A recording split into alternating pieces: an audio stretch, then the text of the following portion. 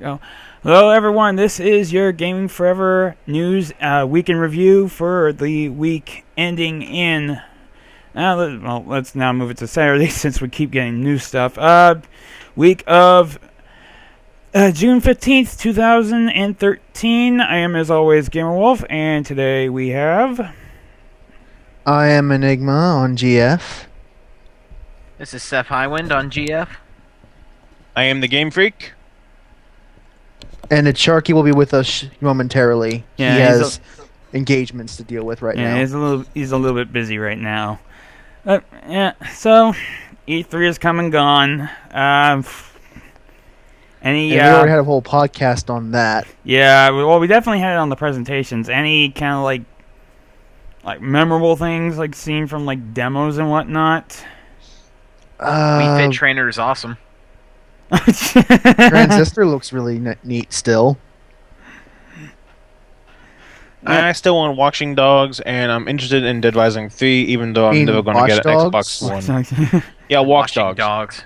The newest Xbox One game. Use your Kinect to watch I want dogs in a park. I want a game where all you do is just stare at a dog all day now. Don't they have a movie about that except for the goat? For an hour. Isn't there something like that already, but except for the goat and three guys? It's a movie. It's a movie involving psychics. Yeah. Me, still funny. Definitely Watch Dogs as well, but also interested in The Division and, well, of course, also friggin' Smash Brothers and what I've been seeing about Bayonetta 2. Seth, anything you saw that was interesting? Mainly the new Smash game. Watch Dogs, as always, is looking pretty damn sick. I love the new. I finally love the gameplay they showed for the new Infamous game. Oh yeah, like, Infamous I really. And I'm sure Chucky is loving you for talking about that right now. I really can't wait to see how the whole you can basically absorb other conduits' powers is going to play like. I can't wait to see how that turns out either. It's going to be interesting. Yeah. So let's start the show. Yep. So, yes, we did. Yeah, there is a roundtable about the press conferences, but there was some stuff that happened behind either closed doors or in private interviews. Indeed. Despite the press conferences, and we're going to start things off with Sony. In a roundtable on the 12th of June for Sony. President of Sony's Worldwide Studios, Shuhei Yoshida, stated that he basically gave some info about the whole used game thing, and that he said that basically we're going to be treating the PS4 like the PS3. To quote, "We didn't make a policy decision for other companies' mishaps. It takes time and effort. We're going to treat this games like the PS3 because there are a lot of people that like to share their games. We do expect that more people will gradually shift to all digital, but that's not going to happen overnight." Apparently, the whole hashtag PS4 no DRM that was running on Twitter really did help make their decision a lot easier. Apparently so. I mean, they keep their same strategy from the PS3 to the PS4. This is how you will share games on PS4. Yeah. God, have anybody seen how many hits that video's gotten so far? No, I mean, what video is this? I missed it. 12 million last I checked, I think. Yeah. What is this video? I missed it. Basically, just go on YouTube and do a search, Sony how to share games. I gotta see that in a moment. Oh, it's short. It is hysterical. It's short, sweet, and just, yeah. You can watch it right now and miss nothing. God, it's got 12 million views. Yes. It's but yeah, this is very good to hear this. I mean, Yoshida also realizes the fact that, hey, guess what? The internet infrastructure is not completely there yet to do something like the Xbox One is doing. And Game Freak just cracked the hell up. That is the exact same reaction I had when I first watched it. Same here. They're just jabbing at Xbox. Just the deadpan way he says, "Thanks." Thanks. That's hilarious. They're just making fun of Xbox One night now. I just love it. Exactly. I mean, this is one of the Sony guys is that allowed to video take a was nut shot here interviewed- because of what Microsoft's doing. I know. One of the guys who was in that video got interviewed saying, "Now, what was your motivation for doing this?" And he said, and this is paraphrasing, "I thought it would be fun." Apparently so. But yeah, again, he's realizing that the infrastructure is not there, and that's what's going to hurt the Xbox One entirely in the long run. Is the fact that, hey, you got these spots of the United States and some of the world that do not have broadband internet, so the whole the console needs to check every 24 hours to see if there's an internet connection, or else you're pretty much just left with a brick. Yeah. Keep in mind, only 6 years ago, people were terrified of just hooking their consoles up to the internet. Period. I know. And to try to advance that far in the span of 6 years is difficult. Extremely difficult. We're not there yet. Definitely not there. Also, Charky is here. Welcome to the podcast. Hey. Yes, better late than never. Hey, that's fine. We just started, so you're not missing much at all. Yeah. Okay. We just hit basically Sony's confirmation saying, hey, what you were able to do with the PS3 with your disc games, you'll still be able to do with the PS4. Right, and I love. Did we mention the jab that Sony took at them with the yes. video? Game Freak my freaking God, busted a yes. gut not too Game long Freak just ago. watched it Right for the now, very dude. first time. Oh God, yeah. I His mean, reaction was pretty much the same I did, and I'm sure the same reaction you had when you first watched it. yeah, and it's like, what can Microsoft really say to that, except continue to be callous and crass about if you want an off We'll get to that device. momentarily at Charky. We'll get to that momentarily. Oh yeah, there will be some fire to add to that just blaze that Microsoft is doing to their console base. Anyways, next up, another shot at Microsoft is that Sony's boss thinks that the camera tech is not robust enough yet. Regarding to the experience as a whole, Sony's worldwide studios president, this is Yoshida again, stated that the technology still is not there yet. We already have many years of research on vision tech. The natural user interface is interesting and sometimes really robust.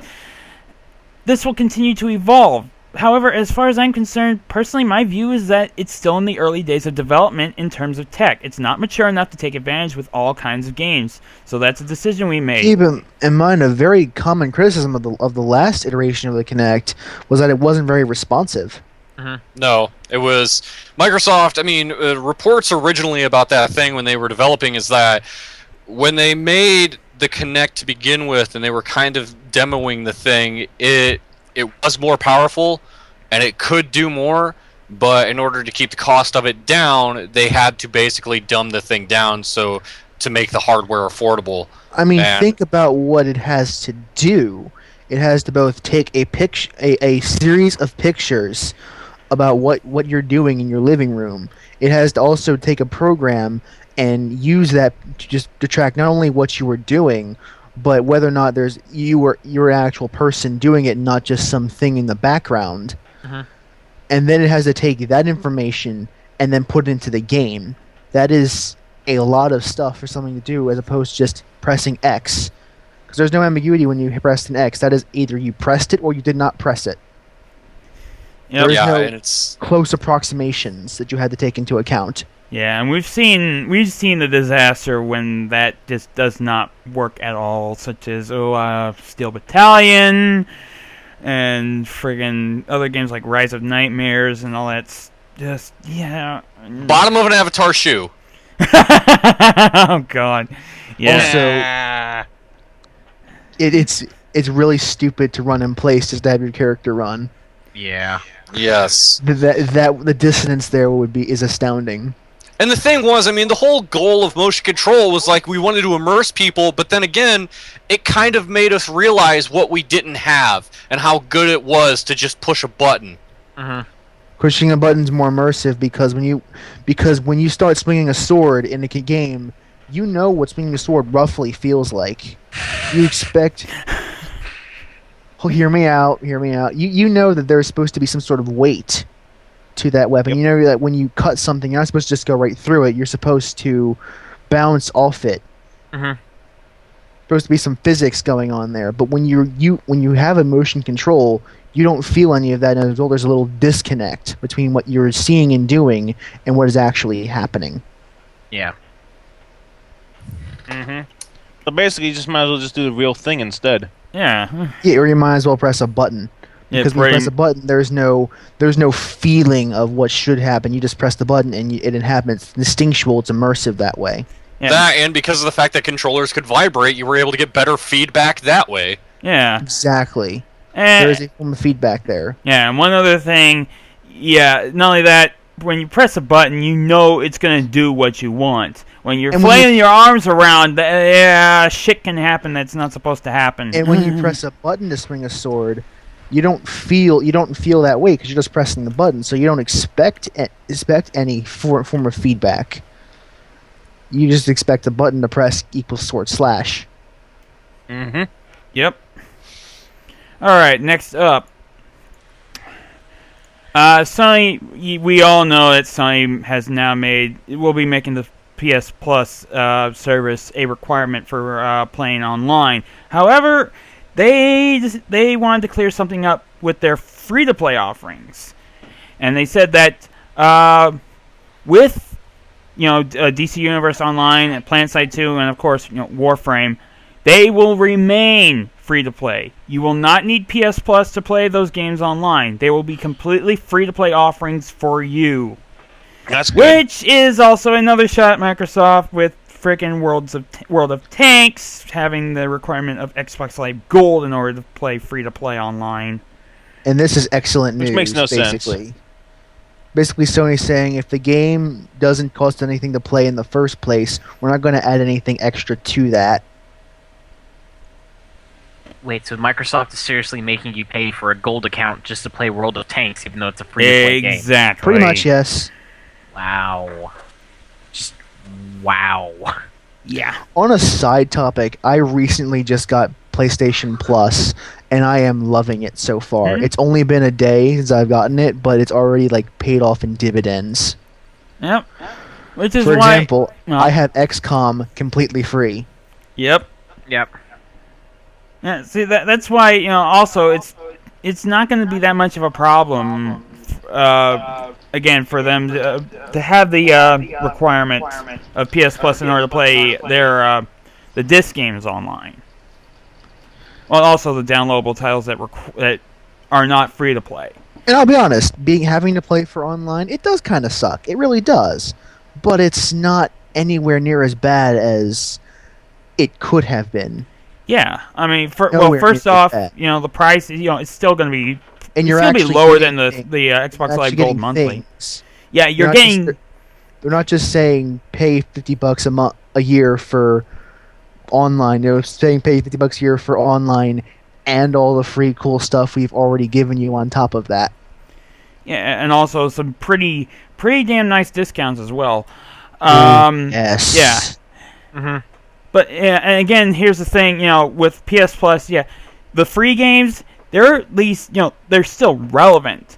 Back on the Xbox, when they announced the whole thing with Live now giving free games and saying Assassin's Creed 2 and Halo 3, I'm like, those games are hella old. And as a side topic, for example, for discounts on the PS Plus, the Knife of Dunwall DLC for Dishonored is $7. It got discounted. It's now $3 That is a for very nice PlayStation price Plus cut. owners. Yeah. I stepped away for a moment, but obviously, Sony could come out and say that, we're going to make these games free, and these games you'll be able to play online only if you have a subscription. And I know Microsoft did that for a while before they straight up said, no, you got to have gold for everything. Mm-hmm. That is so stupid. It's just once again they're trying to get money where they can, which is really sad. But the thing is, they already have tons of revenue streams. They have the ads. They have tons of people that have been paying Xbox Live for years. I believe it was some time ago when, companies like Activision were coming out and saying they wanted to try to get a cut of like gold subscriptions because of the games that they were delivering. That's going too far, actually. No, that is going a bit too far. Yeah, that really is. But yeah, good to know for PS4. I mean, also this includes forgot to mention, Blacklight Retribution will also be on the PS4 free to play as well. Blackout's a good game. Oh yeah, there's a lot of good. Blacklight is definitely worth playing. If you've got a PC that can run it, play it. It's a very, very nice free to play shooter. There are a lot of. Oh, you actually do like Blacklight? I do, yes. I was talking to Game of Wolf. Yeah, it's a very good game. I haven't played Blacklight yet. Did you get it on Steam or on the? I have it on Steam. It was luckily it was one of those that you can actually still use your Perfect World account instead of having to have it tied to a just your own Steam account. Yeah, that was the thing, because there was a console version that I heard was not that great though. That was the original Blacklight. Blacklight, what was it? Tango Down, I think it was. Yeah. Yeah, That one was just meh. This one is very good. Anyway, what else do we have to talk about today? Well, moving on from Sony, let's go to that bonfire that is Microsoft. And let's start things off with them responding. Right? Yeah. Let's start things off with them responding to the criticism they've been receiving. Oh, Don Matrick. Oh, Don Matrick, you are such an idiot. Okay. So, Phil Spencer had to basically try to defend the Xbox One and also Microsoft when Sony pretty much kicked their ass at E3. So, to quote Phil Spencer, we always knew that our story would play out over time, and even now I would say this isn't a sprint. The platform launches this November. We've got more content to share. There are other means like Gamescom and TGS coming that will still continue to put a value on what we're bringing to the market. The reaction, I think, is complete when the product is on the shelf and it has a price and it has a content library and consumers vote. And no one's going to buy it. You know what I'm picturing in my head? I'm picturing Don Matrick and Phil Spencer going, "This is how you hand Sony your ass on PS4." And I imagine Kazurai coming and picking it up, the silver plate, and going, "Thanks." So, here is my concern to Matrick. If he thinks, alright, you want to go by what the consumers say and not what the journalism says, fair enough. This is Phil Spencer. This was Phil Spencer, not Matrick. Okay. Yeah. Well, either way, Microsoft, who the fuck ever. My question to them, you're putting out a console that requires an internet connection, whether it's once every 24 hours or whether it's all the time. And even the games, some games that may say, yes, this is online only, when they put those things at retail, I'm very certain they have to put that on the box somewhere. MMOs like Blizzard have to put that on the box. It has to say requires an internet connection. And whether the consumer sees that or not, I would hope that retailers and the clerks that work for said retailers are smart enough to say to people, just so you know, this device and this game requires an internet connection. What are consumers going to say to that? It goes back to the fundamental question of who exactly is Microsoft trying to target with this new console? Honestly, I don't because even they're know sending anymore. tons of mixed messages. Because it's certainly not going to be parents and their kids. No parent's going to buy this for their kid. No way. Because it's not aimed at anyone who travels. It's not aimed at anyone who is deployed abroad in a military fashion. It's not for anyone who isn't in one of the 21 target countries. We'll get to in a moment. Yes. It's not for anyone who has a smart TV. It's not for anyone who has dedicated devices for all this stuff already. Who is it for? I the mean, world's most interesting man. Is it for anything? Yeah, pretty much. Rich white frat boys? I guess. I mean, I really don't know what to say, but I mean, it's kind of funny because there was a post on Reddit not too long ago that was pretty much explaining that it was a very intricate story, but like long story short, it's like because this mother bought her son an Xbox One, he got into gang violence and died. Oh God. Well, we can't say it's Xbox One now. We have to call it Xbox Original. No, you're talking about the old Xbox. The Xbox One, well, it's just pretty much being called the X-Bone. The X-Bone. I've just taken to calling it just the X1. That works too. That works too. X1. The X1. X1 Origins Wolverine. Yeah, as Enigma mentioned, Microsoft has also put up on their pre-order product information for the Xbox One. There's an interesting little spot right here saying Xbox One supported Xbox Live countries. These are the countries that the Xbox One will only be working with at launch. We have Australia, Austria, Belgium, Brazil, Canada, Denmark, Finland, France, Germany, Ireland, Italy, Mexico, the Netherlands, New Zealand, Norway, Russia, Spain, Sweden, Switzerland, United Kingdom, and the United States. Now, would you be so kind as to put up the tweet that I just sent you on the chat? Oh, yes. Yes, Enigma also pointed this little interesting tweet out for us. The reply by Xbox support is... No, not that one. The second one. The second one? We'll bring that one up later. Okay, we'll bring that one up later, but this one's relevant to the 21 countries. Okay. I just put one in the chat right now. All right, let me... Should be right in the bottom. Yeah, I see it. Bring that up. This is from Total Biscuit. Listed his top 21 demographics. His top 25 demographics. Top 25 countries that will use content. Out of the top 25, 8 of them will not be receiving an Xbox Ones on launch day. Yeah, they are marked with an X. This is Microsoft. You're once again, you're shafting some of your fan base. What the fuck are you guys drinking? Funny thing to note is that one of those countries that has a red X on it is Poland.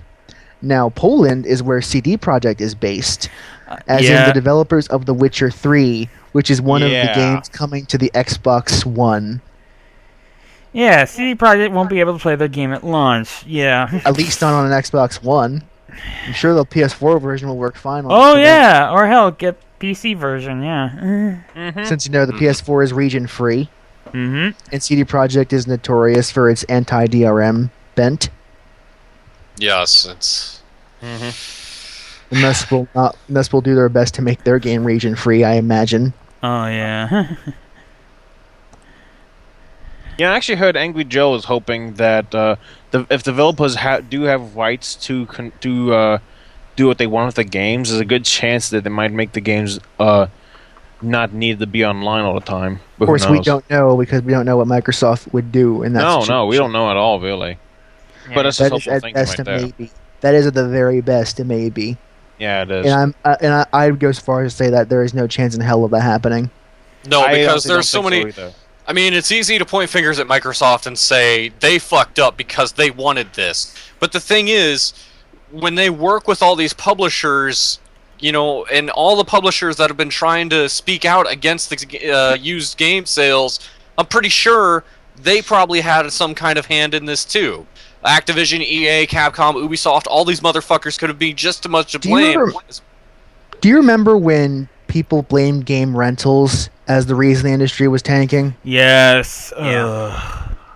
Remember when Blockbuster no longer existed and we still had that problem?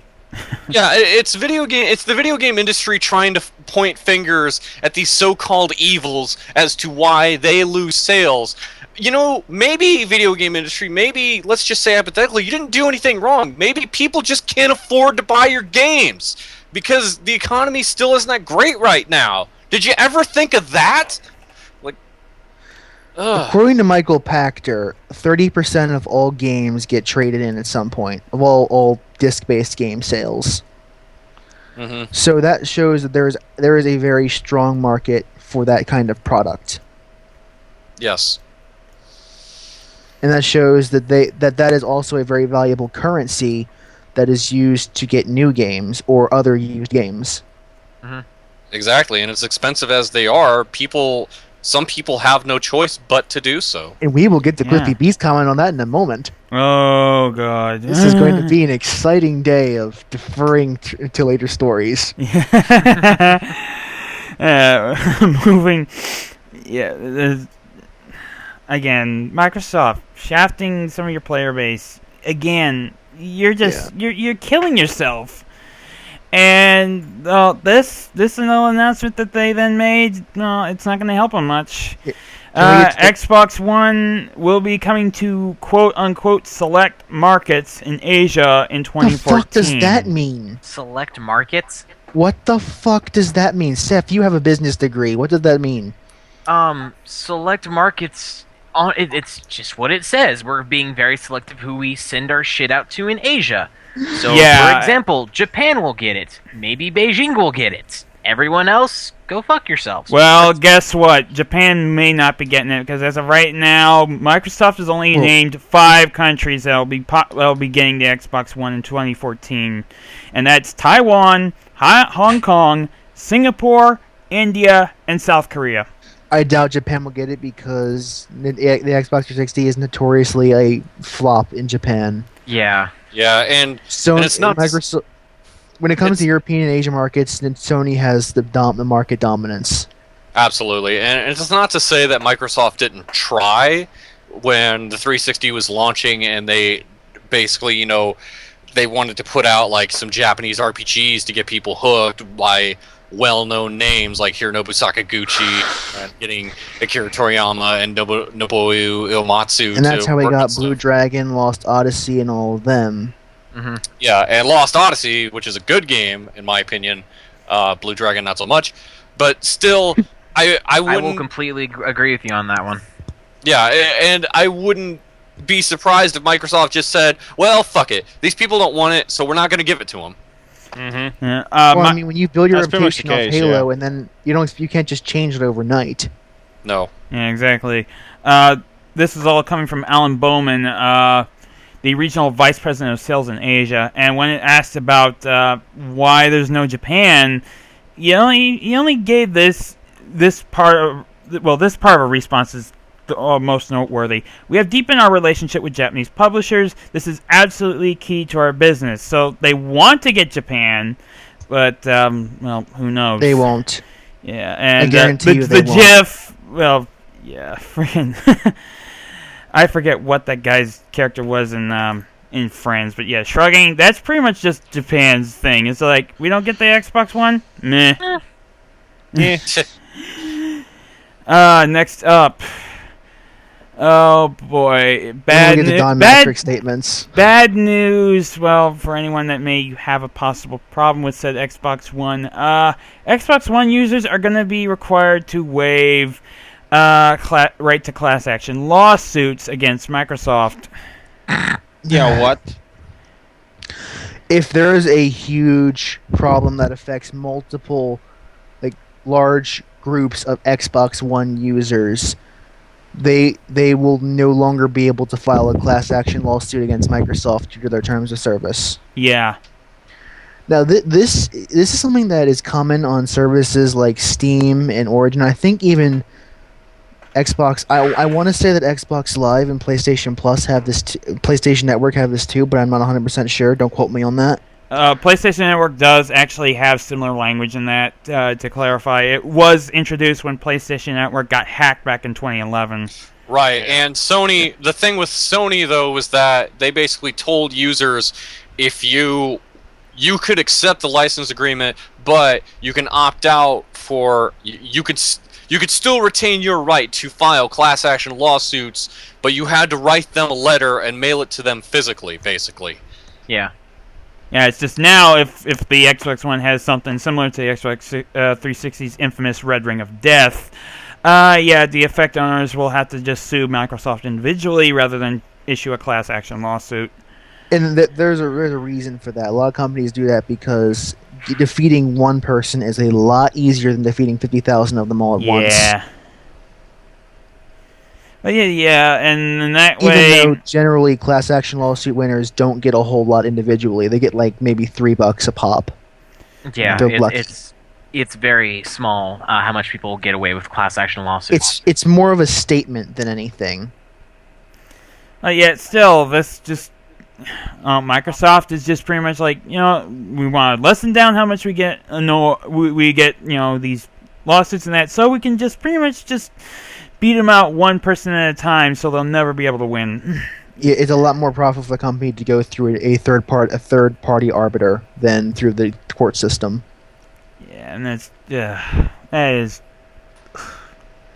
It's a big deal, and it's something that absolutely everyone should be angry about. It should be angry about having it on Steam, on Origin, on PSN, and on Xbox One. But I do have to keep it somewhat real. Everyone does this nowadays. Yeah, that's just the sad truth. Just keeping it real. Just keeping it real. Yeah, that's the sad truth. So But you really absolutely can't fight this. Fight this to your core. Mm-hmm. All right, next up, Microsoft sticking their foot in their mouth in probably one of the ultimate ways. Coming from... Please say it was Don Matrick. Coming from Don Matrick. Yep. Microsoft is saying, can't get online, get an Xbox 360 then. Yeah, it was to basically quote what he said in an interview with Jeff Keighley via one of the interviews that were on the Game Trailers feed. He said that for those that don't have an internet connection, such as those that are on nuclear sub or in a place that doesn't have an internet, they say, fortunately, we have a product for people who aren't able to get some form of connectivity. It's called Xbox 360. I hate this comment so fucking much. I want to stab him. I hate it. No, I just want to stab him, dude. Seriously, just shank this. This is the dickish of all dickish comments. Yeah, it is the most cold, callous thing I have ever heard anybody say. And that's so deadpan. I watched it happen on Game Trailers live. I watched this happen live on the stream. It was absolutely painful to hear that. Gosh.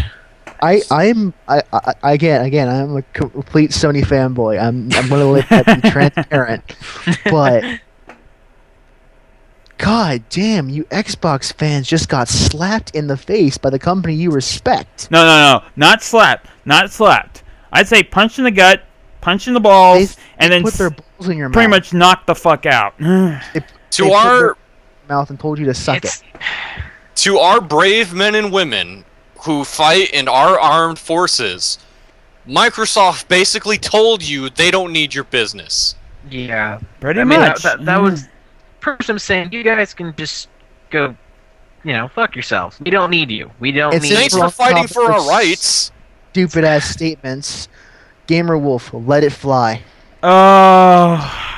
Yeah, this was also given to me by Enigma. This is an interesting Twitter post. And I had two more about tweets person going overseas, overseas traveling, going to another country, and that. Yeah, Xbox One will block activation of games outside the IP range of a supported country. What if I travel a lot? Xbox support responds with, you'll be able to play when you return home. I travel with an Xbox 360 for road gaming. If you're someone like, I don't know, a games journalist, and you had to travel out of the country a lot to do things like, I don't know, game-related trade shows. Yeah. Or interviews with people in Europe or Japan. That happens semi-frequently, I would assume, for a gaming journalist. Yep. You will basically have no choice but to leave your Xbox One home or else transport a $500 brick with you the entire time. I'm sorry. I just read the second tweet that Enigma posted. Yeah, we will be. Yeah, I posted two more in right the I posted two more in the chat. They are related. Yeah. Yeah. Well, this next one isn't that well, this is a little bit common because this is actually what happens if you get banned on Steam. Also pretty damn bad. Oh my god. This is kind of what happens if you get banned on Steam. This is similar to Steam and Origin in the sense that if they ban your Xbox Live account, any games you have bought for that system are now completely worthless. they are trying to transition from a games as product to a games as service, Yeah. which is for the consumer's rights, one of the worst things that can happen. One of the worst.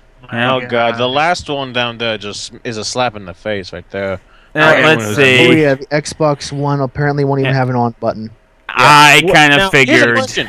What if the person was mute? Yeah, the I person. mean, I know that's a yeah. rare or even deaf, because if you're deaf, it's really hard to articulate sound Yeah. unless you have an implant. Oh yeah, that too. Did I seriously step in? But if you're mute though, that's even God. worse. But you literally have no voice. Yeah. Oh, this- could they do like Morse code on by tapping the Connect? Can the Connect detect Morse code? Or sign language or something. Yeah, or sign language. yeah, but Like, does flipping the finger make it turn on? just for those that, well, since I forgot to actually announce this at if you're like in a low light area, or an area where your sound is muffled. True. Oh, yeah. Like, say, like maybe. Oh, geez, I don't know. Like a room that has full of carpet, maybe. Well, I'd say more along the lines of what if somebody's like doing something like at the same time that's like gonna drown out your sound, like somebody's like using a vacuum cleaner. I mean, Oh yeah, definitely. let's say that Actually, let's say that a Charky wanted to visit my house for just for a moment, and it's hypothetical that I actually bought the Xbox One. Let's say that I had a DVD that we could watch together, like, I don't know, Jonah Hex. Really? No, hold on. I'm going somewhere. I respect Jonah So Hex. what if I referred to like the box that the DVD came in, the Jonah Hex box, and I said, "Oh, where?" And he asked, "Where's DVD?" The Jonah Hex box is on the coffee table. And then I said, "Hex box on," and it would scare my friend Acharky to death, and I would have a dead Acharky on my hands because of Xbox Connect. Jeez. I think That's I'd not just actually I'd probably be looking at that DVD case going, probably saying to myself, well, I could see where the production budget went for that movie. Well, this is a hypothetical, of course, where I actually bought the Xbox One and Jonah Hex. Oh I just god. want to state one thing, just out of line here. I love Jonah Hex the character, but I hate the movie. Yeah. Anyways, for those, Jonah Hex doesn't have We're superpowers. trying to kill Upset. people, scaring them to death. Shame on you. Yeah. Also, I completely forgot to mention this. I don't know why. For those of you who aren't seeing this and catching the audio version, since we actually will be on iTunes now, basically we were just checking out. Basically, this is a trifecta of tweets. Now, I did mention about the first tweet about the IP range thing about people traveling, if they travel outside of the country, yeah, their Xbox One, if they try to bring it, is useless. The second tweet is about the fact that if your account is banned, you forfeit all licenses you have to games that you, own in quotes, since there really is no game You're ownership basically paying with to this. rent licenses nowadays. Yeah. In the Xbox One, you don't actually own consoles, and as for consumer rights activists like myself, that is a terrible thing. Yeah, I mean, PC, okay, console, no. I actually hate on the PC too, but since Steam, I haven't bought a Steam game for more than $20, I can tacitly accept it. Yeah. Yeah, and that's one of the things is like people who have been raging about Xbox One and like the Microsoft supporters out there who want to say, well, Steam does the same thing. Steam's not really a one-to-one relation. Big thing, Steam allows their games to depreciate in value. Also, I buy on GOG whenever I can. Mm-hmm. Yeah. Because Yes. GOG, it's not really DRM because they give you the installer and you can just give it to as many computers as you freaking want to. Yeah. No questions asked. Yeah. Mm-hmm. Now, as for the last tweet, it was basically about the fact that, well, Xbox One doesn't seem to have a power button. Well, guess what? It doesn't have a power button. The only way you can turn on the Xbox One is by saying Xbox on to the Kinect.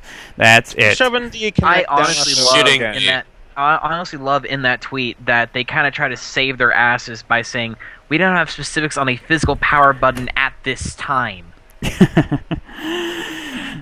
Yeah, that's. I'm sorry, you're not going to save your ass out of the fire by trying to pull that. No. You know what that means is that we didn't even consider that possibility until you brought it up. Pretty much. True enough.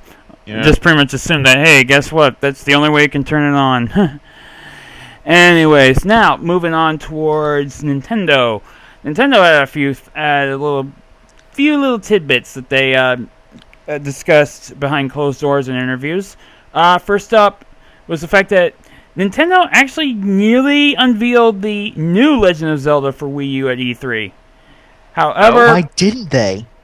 Why didn't they? This comes straight from the series creator himself, Shigeru Miyamoto, saying that work on the new Zelda game is progressing fairly concretely. In fact, we were thinking about showing it here at E3, but we decided to wait just a little bit longer before sharing it with everyone. Oh, that's so dumb. Here's the thing, though. This means that at least it's ready enough that they will show it off at quite possibly Nintendo game. Not Nintendo. Tokyo Game Show. They will most definitely be showing that at the Tokyo Game Show if it's going that well. But Either the problem with that is that Nintendo's biggest problem right now is that there are no games on the system. So the promise that there will be games is extremely important. E3 is the event that everyone watches. Because so far, the only real third-party games that they've gotten are ports of stuff we've already had, and Bayonetta 2 and the Wonderful 101. But and if you were going to show off a new Zelda, that was the time to do it. I know it didn't have to be finished; it didn't have to be anywhere near finished, but you should have at least shown that you were working on it. Hell, no other publisher was showing actual games there. All I saw were a bunch of CGI trailers. I'm not saying you need to have a full playable demo on the show floor. Nowhere near that. I don't expect that. I'm expecting just say, oh yeah, by the way, we're working on a Zelda game right now. Because, you guys are fans. You might want to know that. Yeah, but also, yeah, Steph picked up what you were going to say. Yeah, it also could be shown off at a not too far off Nintendo Direct. Yeah. People don't watch the Tokyo Game Show. True. But, if news was about the last time the Tokyo Game Show has been at all relevant? Well, I mean, the only thing Tokyo Game Show really has going for it, in Japan, it is considered a public event, so that anybody really can go in there. But I don't know. That says nothing for me. Okay. I don't know.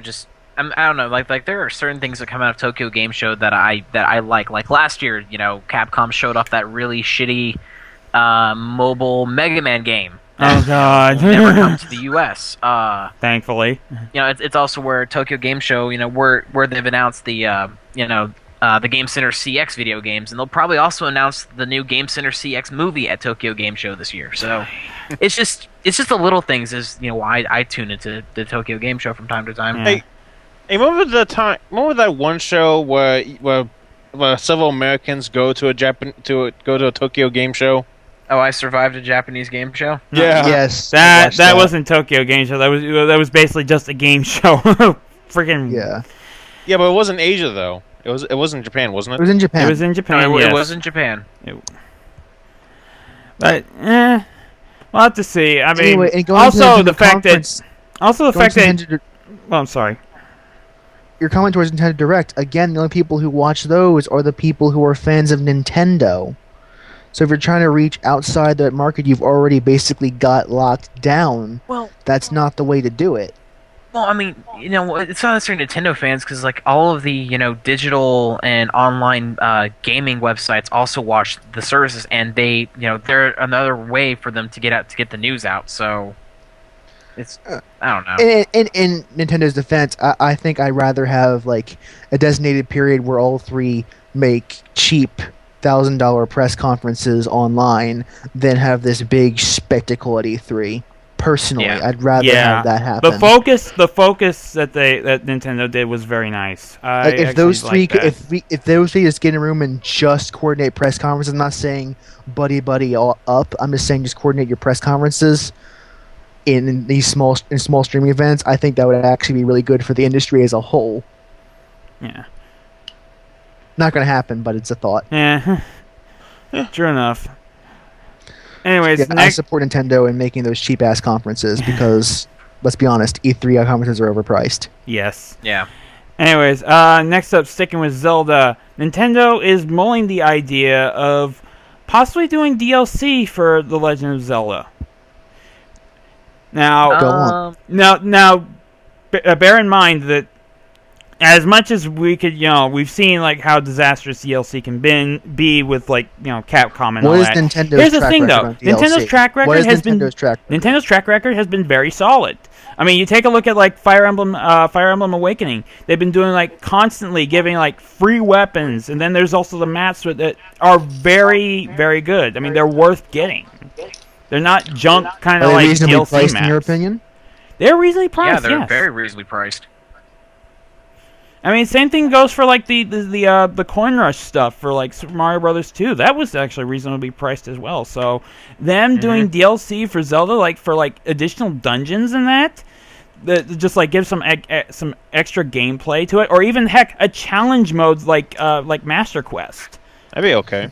That I would be so totally on the bandwagon for. Yeah, DLC needs to be evaluated on a case-by-case basis, and from what you're saying, Nintendo might actually do it right, so I say have at it. Yeah. Yeah, I will admit, like, Nintendo, I kind of stuck with them because they rejected, like, things like achievements. Because they basically said, this doesn't really seem to enhance the game to us. We think that people should be able to play the game and get their enjoyment out of it. I agree. And you know what, I'm all for. Yeah, fuck trophies. I've been notoriously anti-achievement for a long time, so... And, Nintendo has been... You need to drop that habit, dude.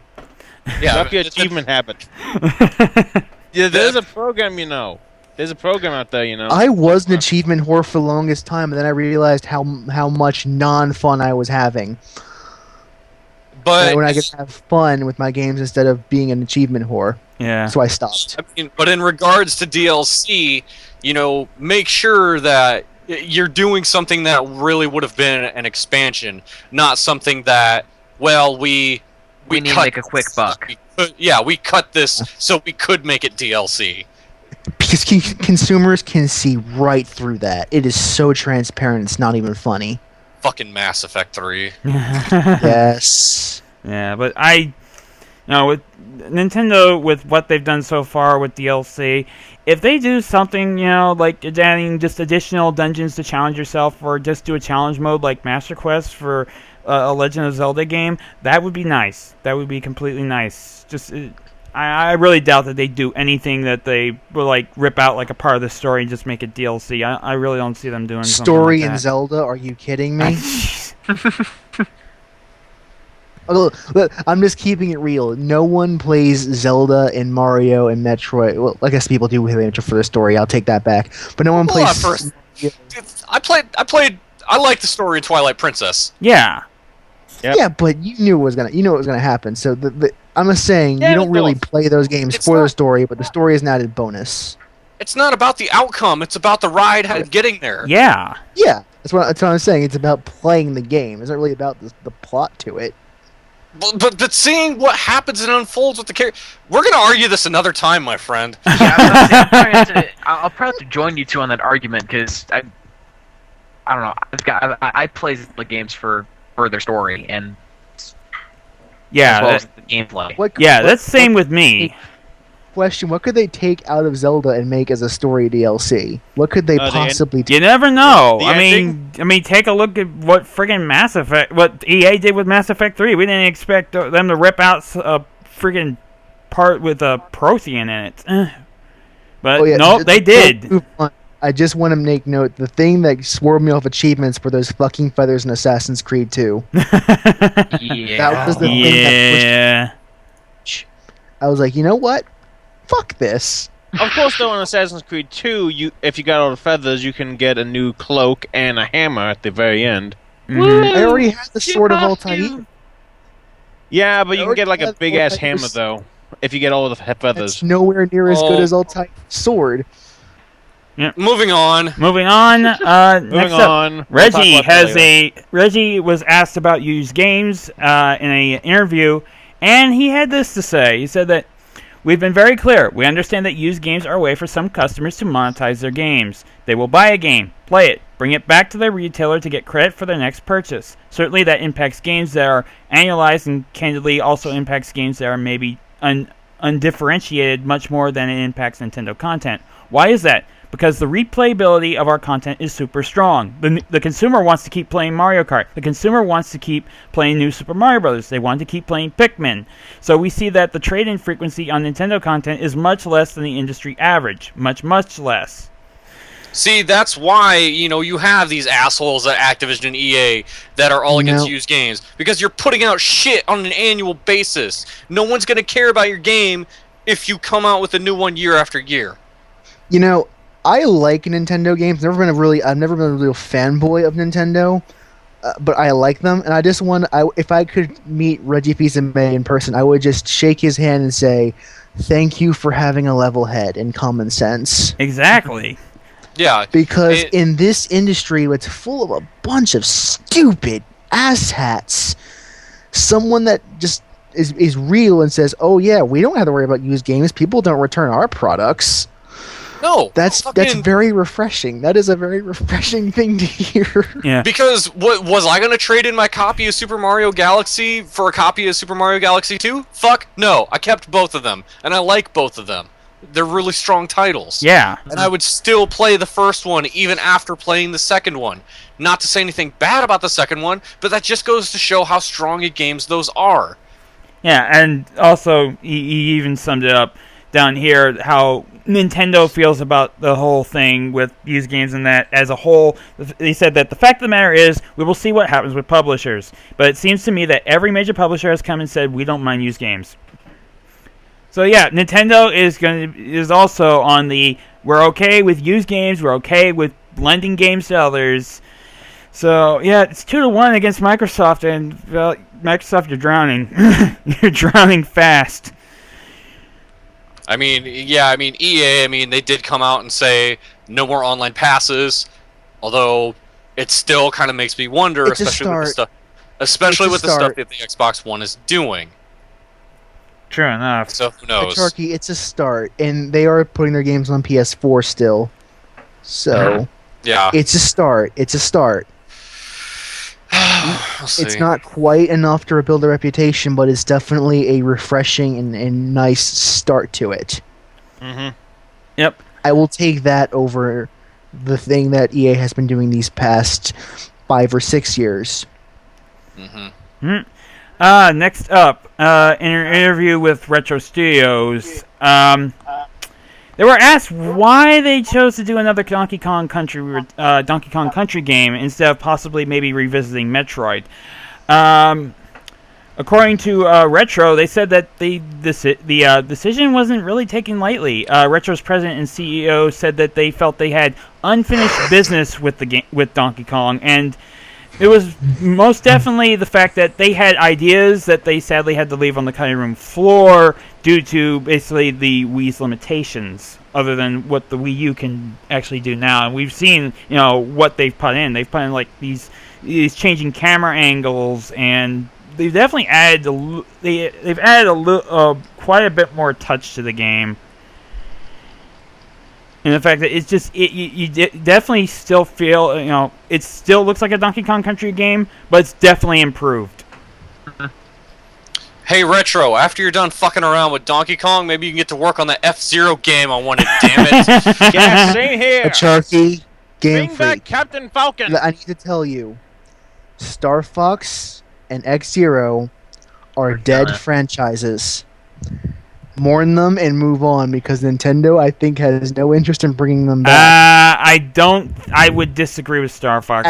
Why would they keep including it into Smash? Why would they keep including Fox McClellan's Smash Brothers? As of right now, we don't know if Captain Falcon is going to be in the next one. So, okay, Gamer, on your thing about Fox has been in the series since the N64. Yes. If they dropped Fox, there'd be a lot of pissed off fans. That's why.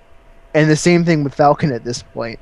Falco at this point. Captain Falcon. To be honest, Star Fox on the 3DS was not well received as it could have been, and it's because of the poor sales of that is why Star Fox is pretty much dead in the water for Nintendo.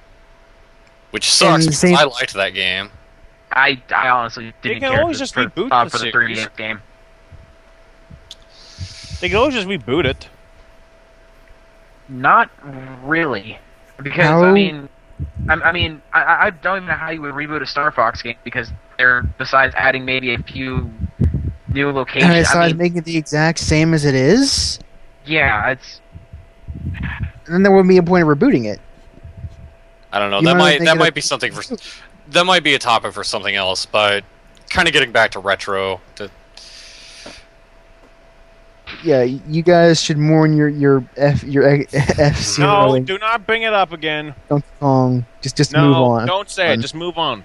Keep you your need a hug, little I'm here. mourning to yourself. Donkey now why now let's move on to the story hand, which is why they chose Donkey Kong over Metroid. Thoughts?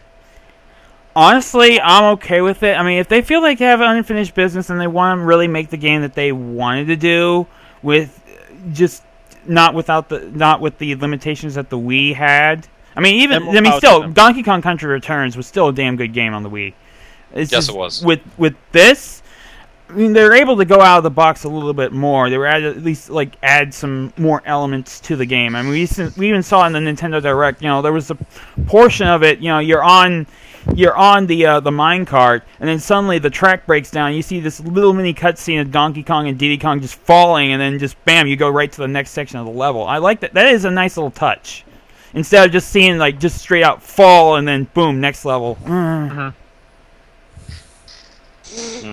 So honestly, if they really want this is the game that they really want to make, I say, let them do it. I mean, when it's done, then they can move on to another franchise. Yeah, I mean, think because they should make a reboot of the original Donkey Kong arcade machine. Oh dear Jesus. I mean, it's not to say that I don't think this is going to be bad. I just, it may not have been what I wanted out of them, but I'm sure whatever they're wanting to do with Donkey Kong Country, given their track record, I think they'll hit it out of the park. So I'd rather have a game developer pursue their own passions than what I want them to do. Because if they just do what I want them to do, they're going to do it badly. Yeah.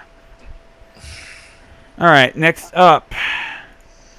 Still sticking with Nintendo, this time going for Masahiro Sakurai.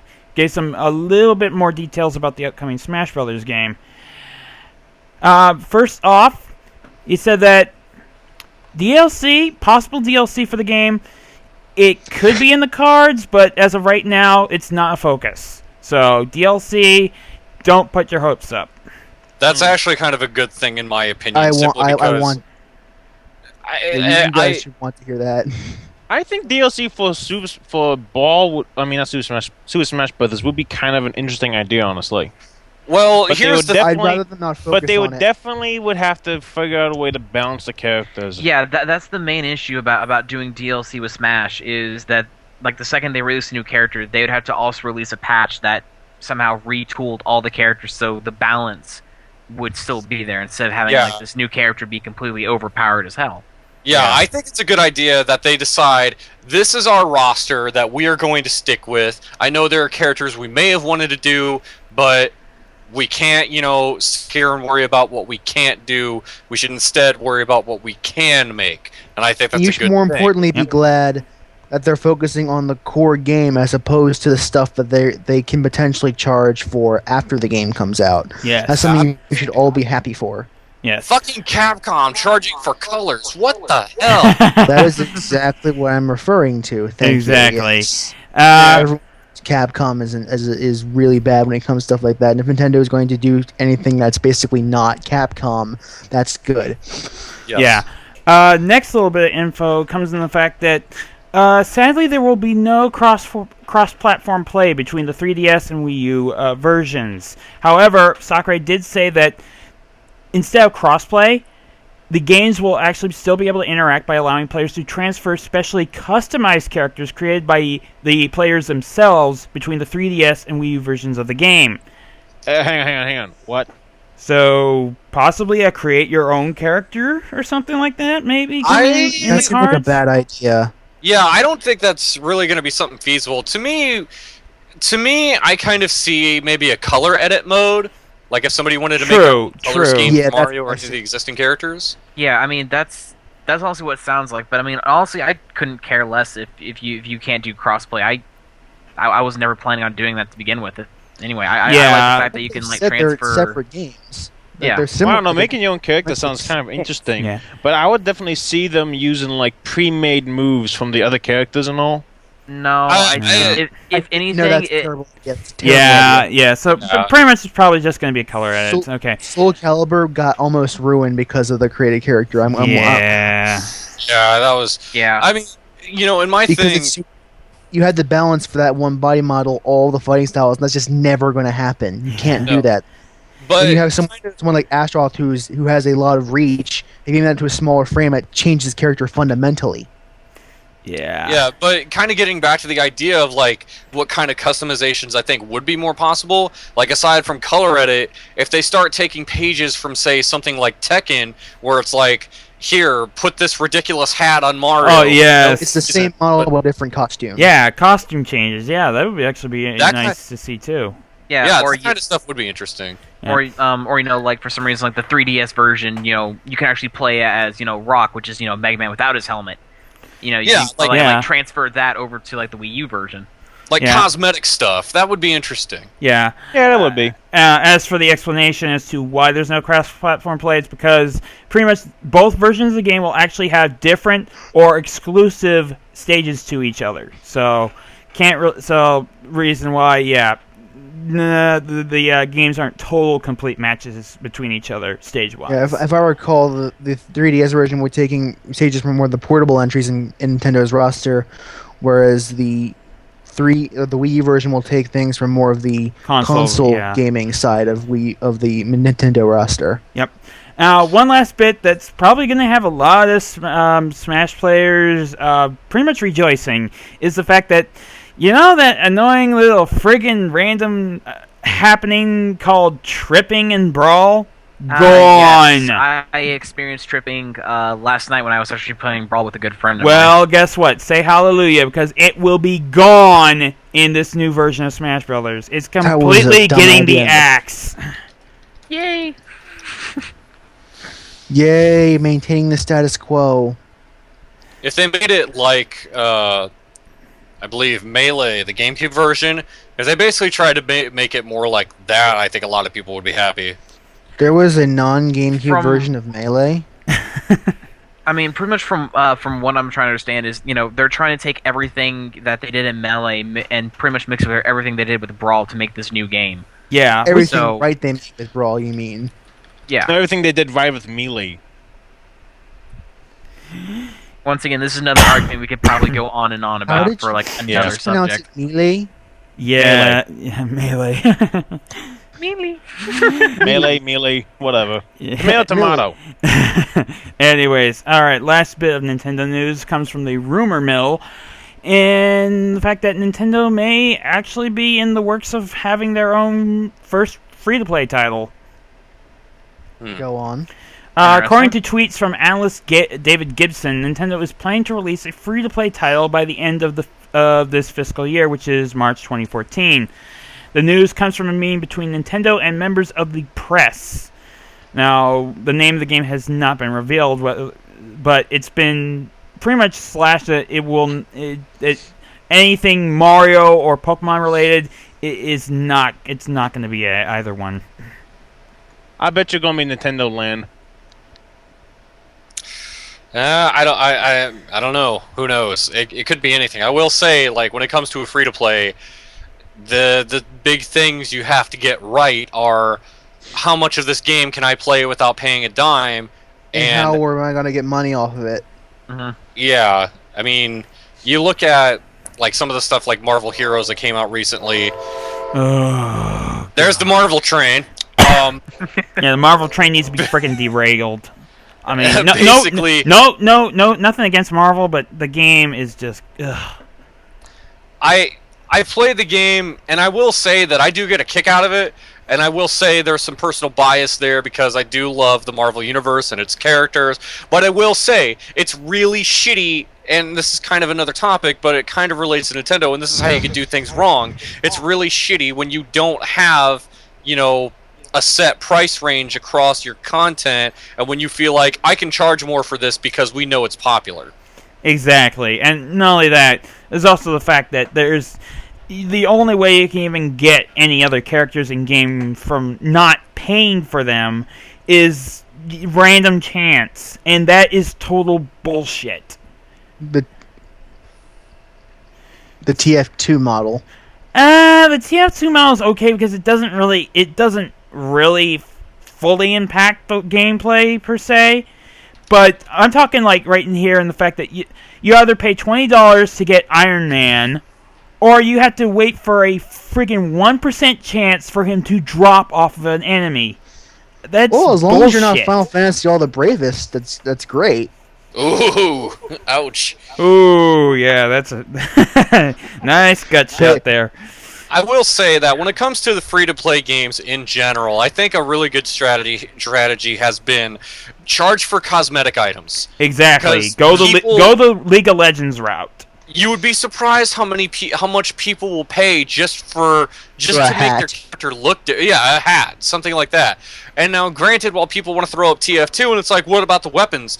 The weapons, there's no weapon in there that's ever going to give you, the player, an advantage unless it fits your play style. Yeah. Exactly. And however, though, I do wish there was more weapons in TF2. Yeah, it's not like an RPG where you get a stronger +1 sword. You just get swords with different interesting effects. Yeah, that's true. Like you got the one berserker that can fire several rockets at once. However, And more though, important, you cannot. However, it has like a charge time. And not only that, if you hold it down too long, you blow yourself up. Every positive Exactly. effect is a trade-off that you have to associate with it. Yes. I honestly have no idea what you guys are talking about since I don't play TF2. Team Fortress 2. No, I know. I Yeah, don't play the game. it- I stopped playing before they implemented the item trading system, so everything you The guys are Seth talking is a about- spy.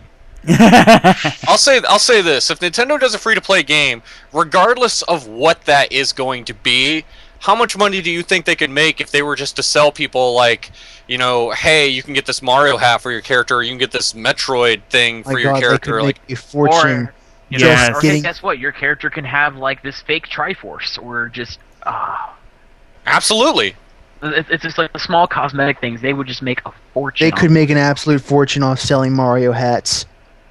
I cannot tell you how many Yeah. Nintendo fans would pay 50 cents or $1 on a Mario hat. Yeah, if this rumor does prove true, and as long as Nintendo goes along like the route of League of Legends and just have the cosmetic stuff you have to pay for, and you can earn everything else like in game somehow, just not through random chance, the game will be a success. Mass Effect 3, I'm looking square at you. Don't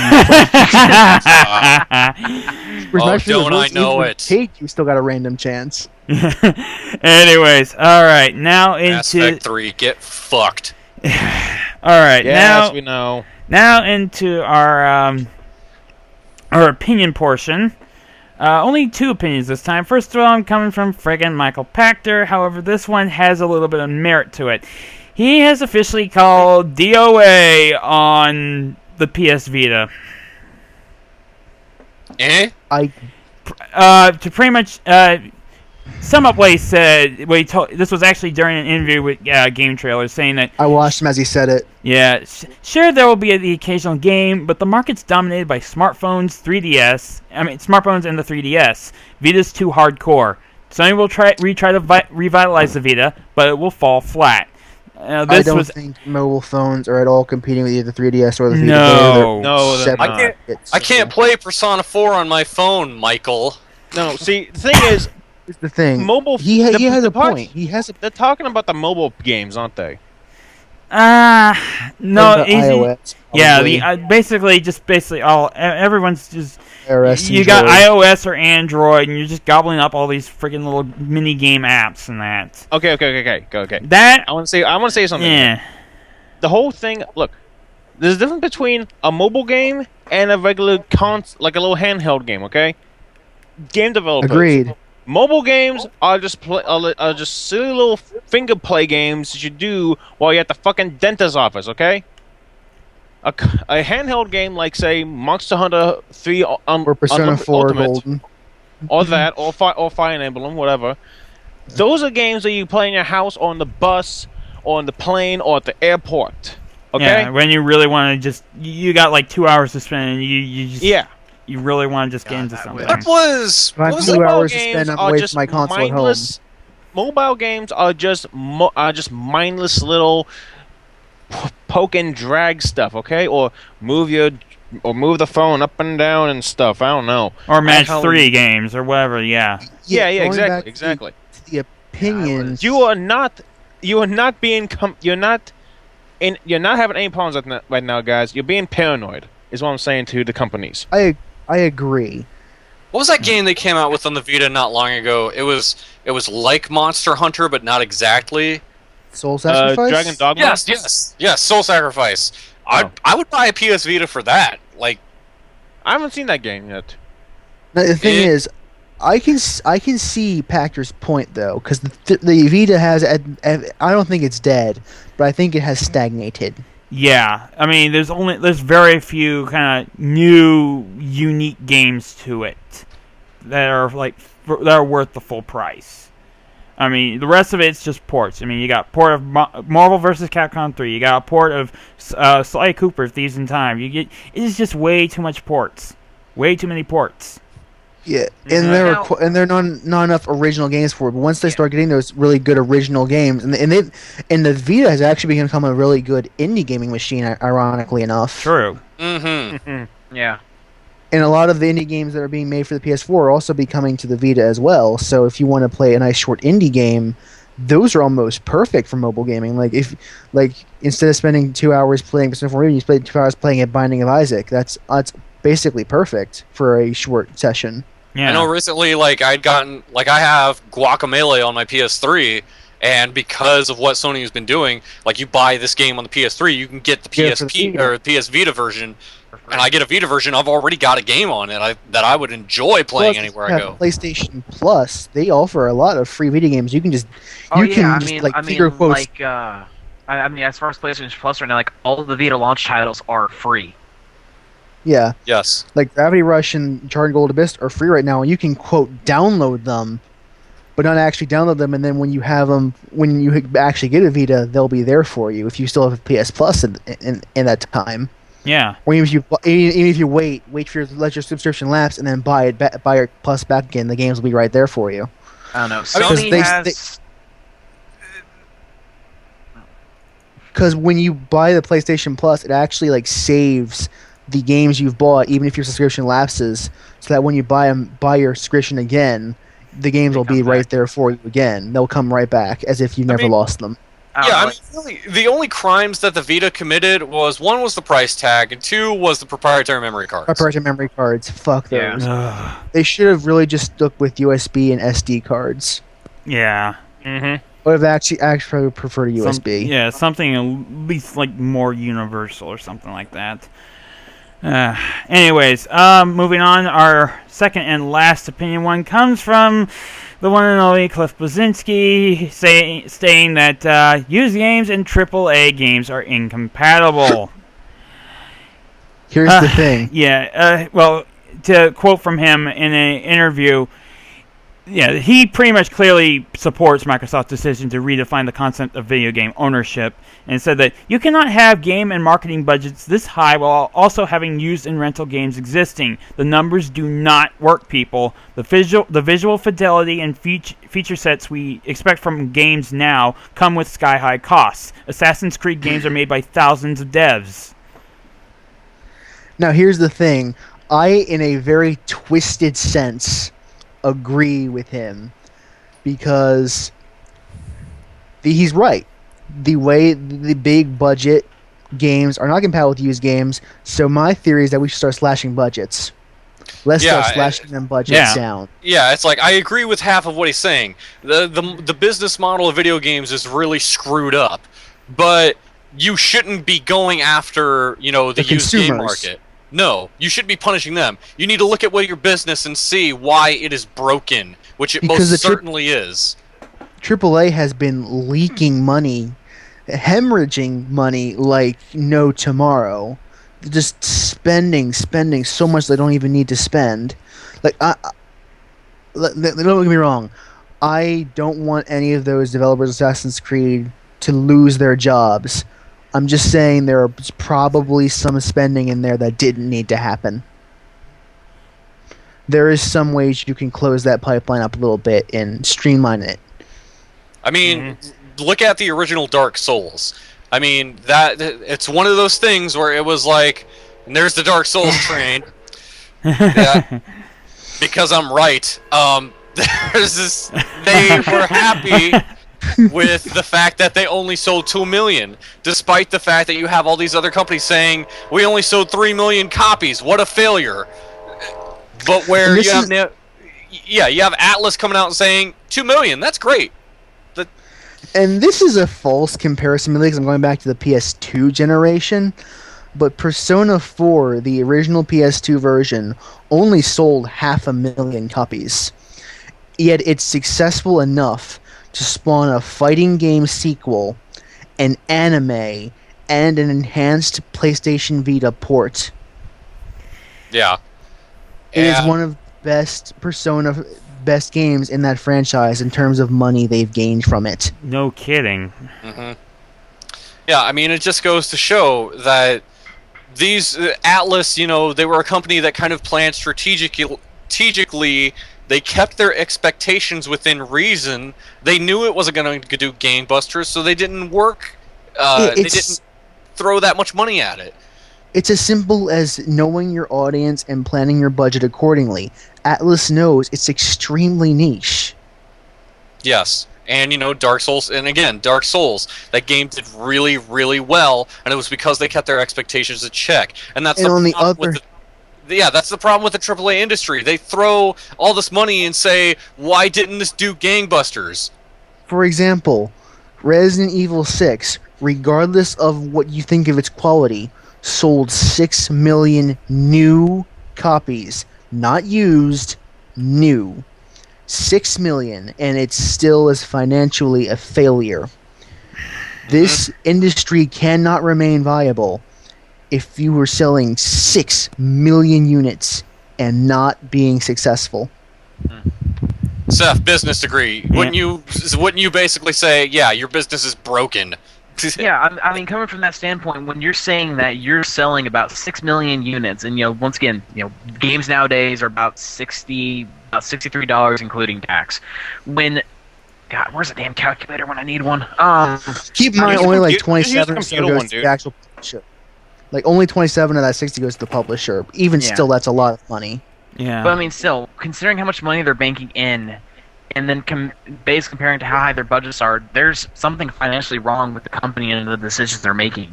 It's honestly at the point where instead of hurting the consumers, they need to honestly look internally, figure out what they can slash to still, make these products, that go to their standards, but at the same time saving a shit ton of money when it's needed. And going back to EA from their point from a couple while ago, there was the infamous statement that Dead Space 3 needed to sell 5 million copies to remain a viable franchise. Keep in mind, that is more than Dead Space 1 and 2 combined sold. Yes. Jeez.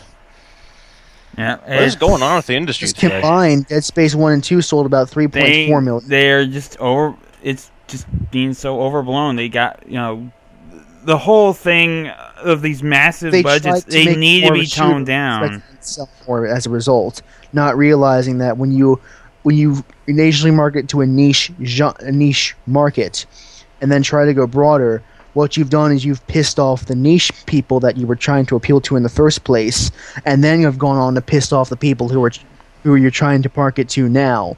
If you try to appeal to everyone, you will appeal to no one. Is that not correct, Assassin's Creed 3? Exactly. Shit, I mean, to me, textbook example of just throwing money at something and expect it's going to do gangbusters. Knights of the Old Republic. Yeah. Yeah. John Riccatello pissed away billions of dollars on that. You're talking about the MMO, right? Yeah, the Old Republic, not Knights of the Old Republic. Oh, it's my mistake. But yeah, Old Republic. They were banking on that and blew up in their face. One of the biggest gaming productions, financially speaking, in history. Yeah. Mm-hmm. Anyways, all right. Moving on. Now we go into just the more producers and developers, and we have to start off with some sad news, sadly.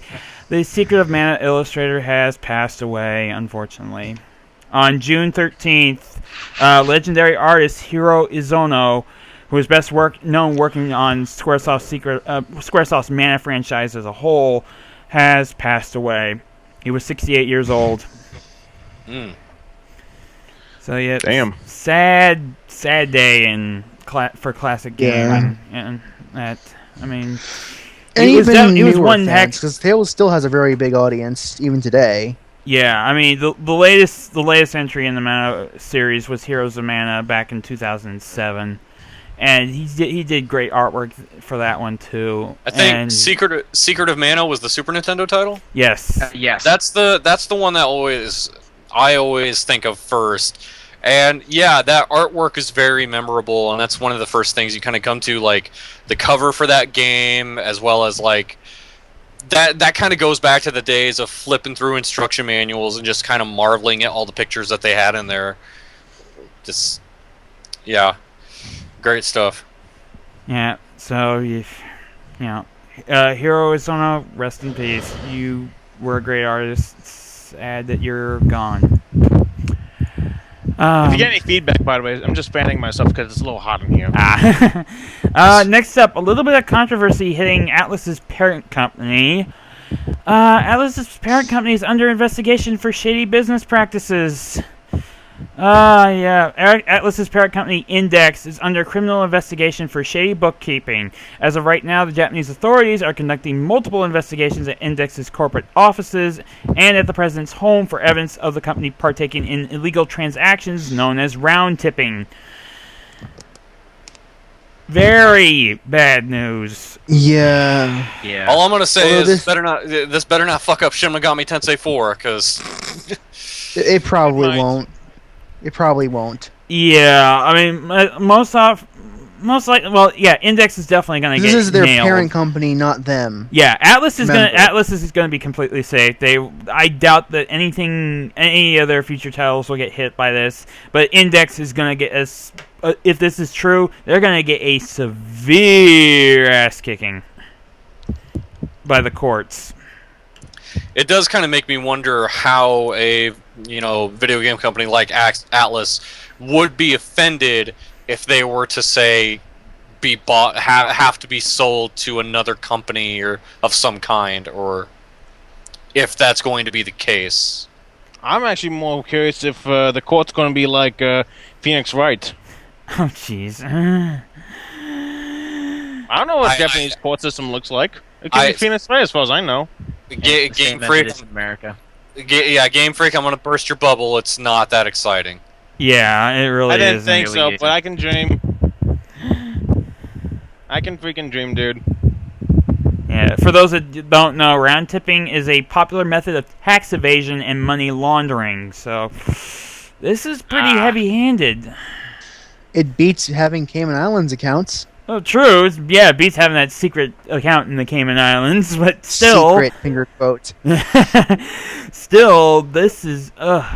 It'll remain to see what will happen, if anything, to Atlas. But I feel slightly confident. Well, yeah, slightly confident, since this is pretty goddamn serious. Mm-hmm. But I think Atlas will come out okay, hopefully. Spoiler alert.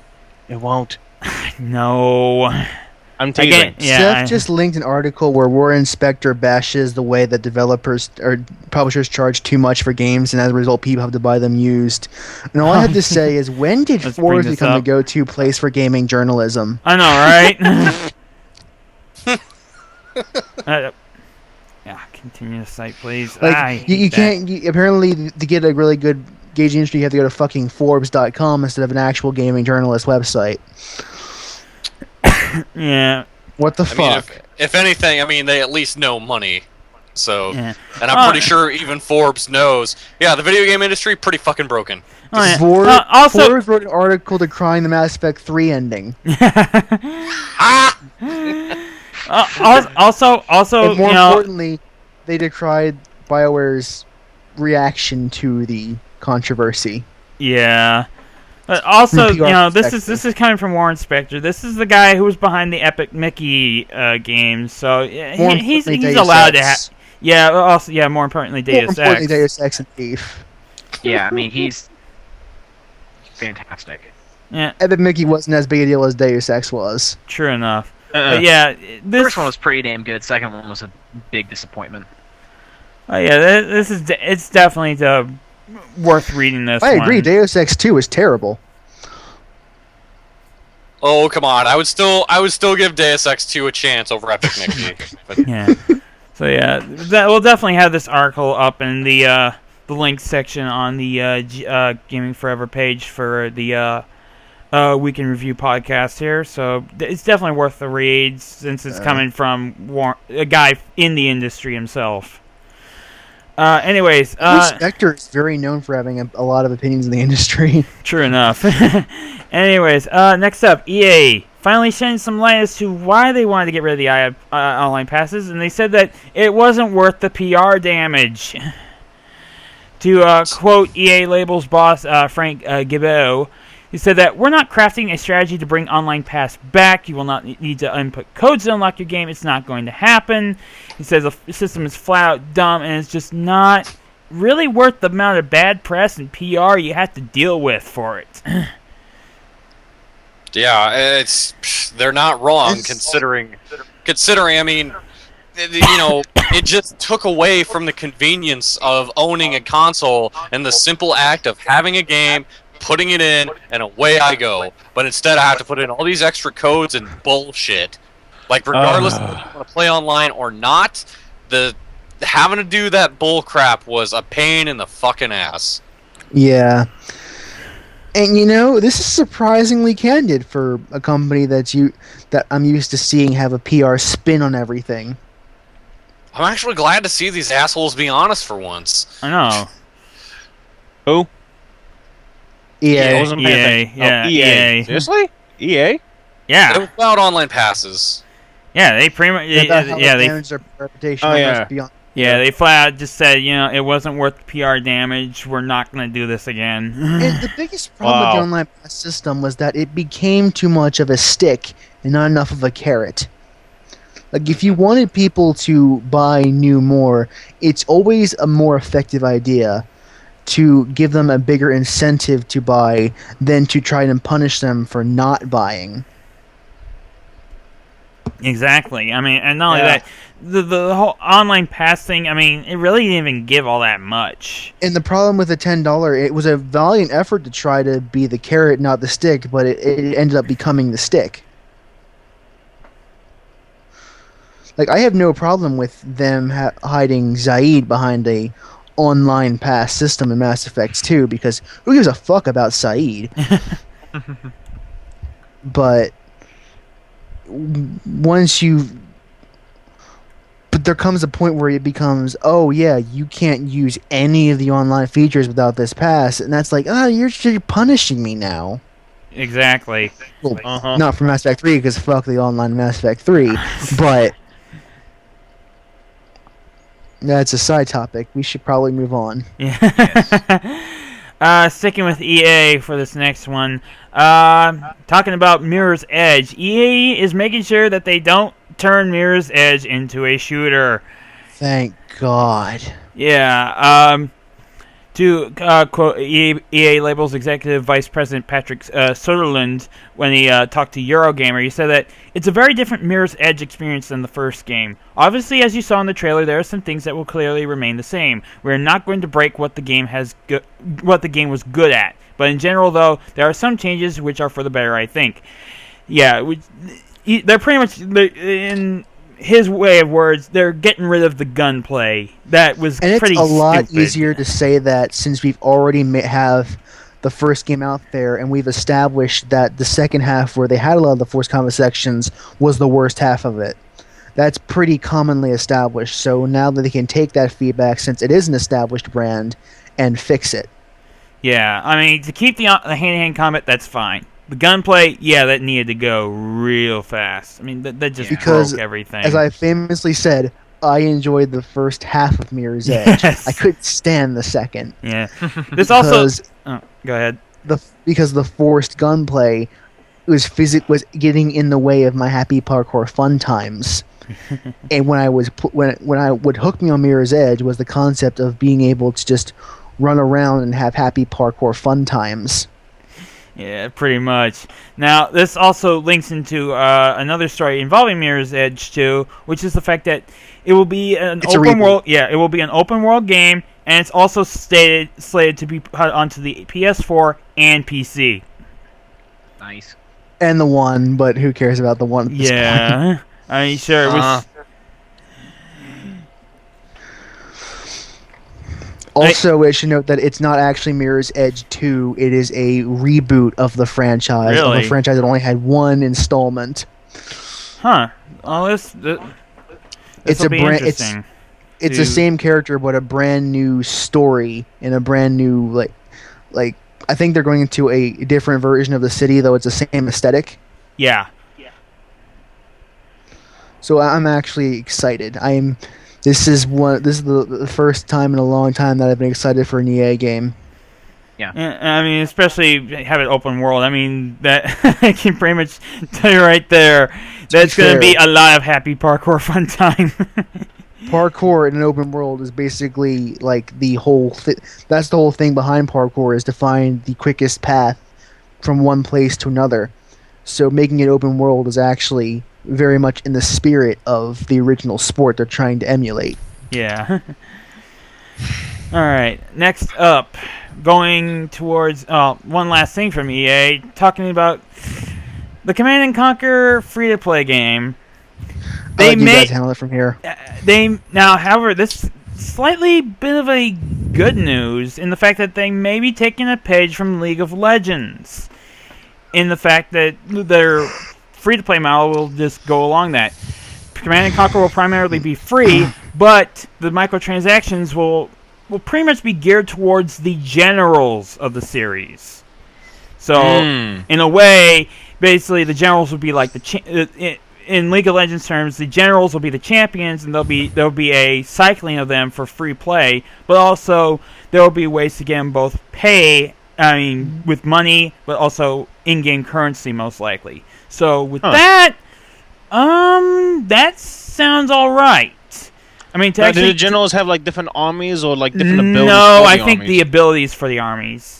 Okay. They'll each have their own they each have their own slated faction. Either the U.S., China, or the GLA, the Global Liberation Army, aka terrorists. Or actually, correction, the factions actually for this game are GLA, European Union, and the Asia Pacific Alliance. Huh. So the armies will have their own strengths and weaknesses, but then there'll also be the generals, which will. So it's basically terrorists, Americans, and UK and North Korea. I wouldn't really say to present terms of events. but oh, Godzilla! That's a pain. But in all honesty, that's racist. Yes, it is.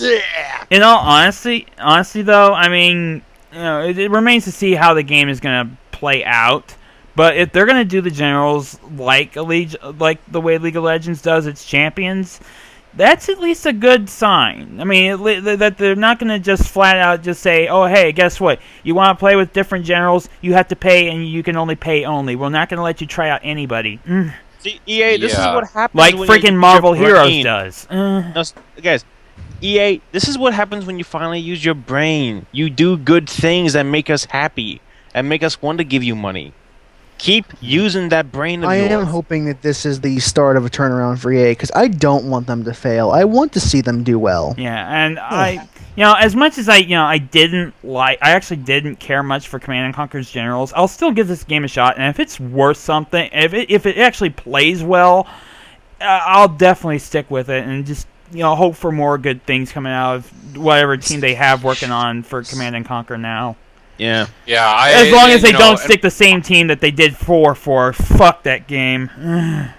Oh God, yeah. 4 was such a monstrous piece of shit. But my knowledge is limited on the Command & Conquer series. Although I will say, kind of the same thing. It does sound like a decent pricing strategy, but we'll It's see. now Yeah, it it's now remains to be past seen. midnight, so it's time for the lightning round. Yep. Well, Yeah. we do have a couple more little comments here. First up, 3D round. Realms is suing Gearbox, and Gearbox is responding to said suing. Yeah. Is this about aliens again? No, No, this is this about is about Duke Duke Nukem Nukem Forever. Oh, Yeah. Duke Nukem Forever now. The Sure contract. took them long enough. Yeah. The I wanna be contract honest signed with between you. what's in question is the contract signed by Gearbox and Apogee Software, 3D Realms operating name, is that they gave Gearbox publishing rights to Duke Nukem Forever. Scott Miller, the head of the now defunct 3D Realms, claimed that Apogee was not allowed to audit Gearbox for royalties, and that Gearbox owes Apogee over $2 million in said royalties. Gearbox then fired back, saying that, ironically, Scott Miller himself provided the best response when he wrote, "Filed lawsuits are entirely one-sided statements, based on knee-deep BS with more spin than a top. The reality is that Apogee/3D Realms received the full benefit of its bargain. Gearbox, in its fulfillment of its commitments, enriched 3D Realms, saved 3D Realms from its depths, and rescued 3D Realms from its litigation surrounding the failed dozen-plus-year attempt to ship Duke Nukem Forever." I don't care. Nope. To be quite frank with you, fuck 3D Realms and fuck Gearbox. Yeah. Pretty much, yeah. I don't care how this lawsuit goes out. They both need to go screw themselves. It's not like it's gonna affect anything. Like, oh, now we'll get a good Duke Nukem Forever game. It's like that's not going to affect any of this. Nope. And I don't really like Gearbox either, so... Also, it gets worse. My It gets opinion about Gearbox has become a little jaded lately. I mean, their best game is Borderlands, and I don't really even like that. Yeah. I know. that's what I'm saying. Also with this, it also gets a little bit worse in the fact that, first of all, in their further rebuttal, Gearbox first blames 3D Realms for Duke Nukem Forever's failure, and then they're playing on a countersuit. They're playing on a countersuit too. Really? Also, Both parties' faults that game was a failure. Mm. 3D Realms spent all that time dicking around and accomplishing bugger all, and Gearbox decided to release a defective product. yeah.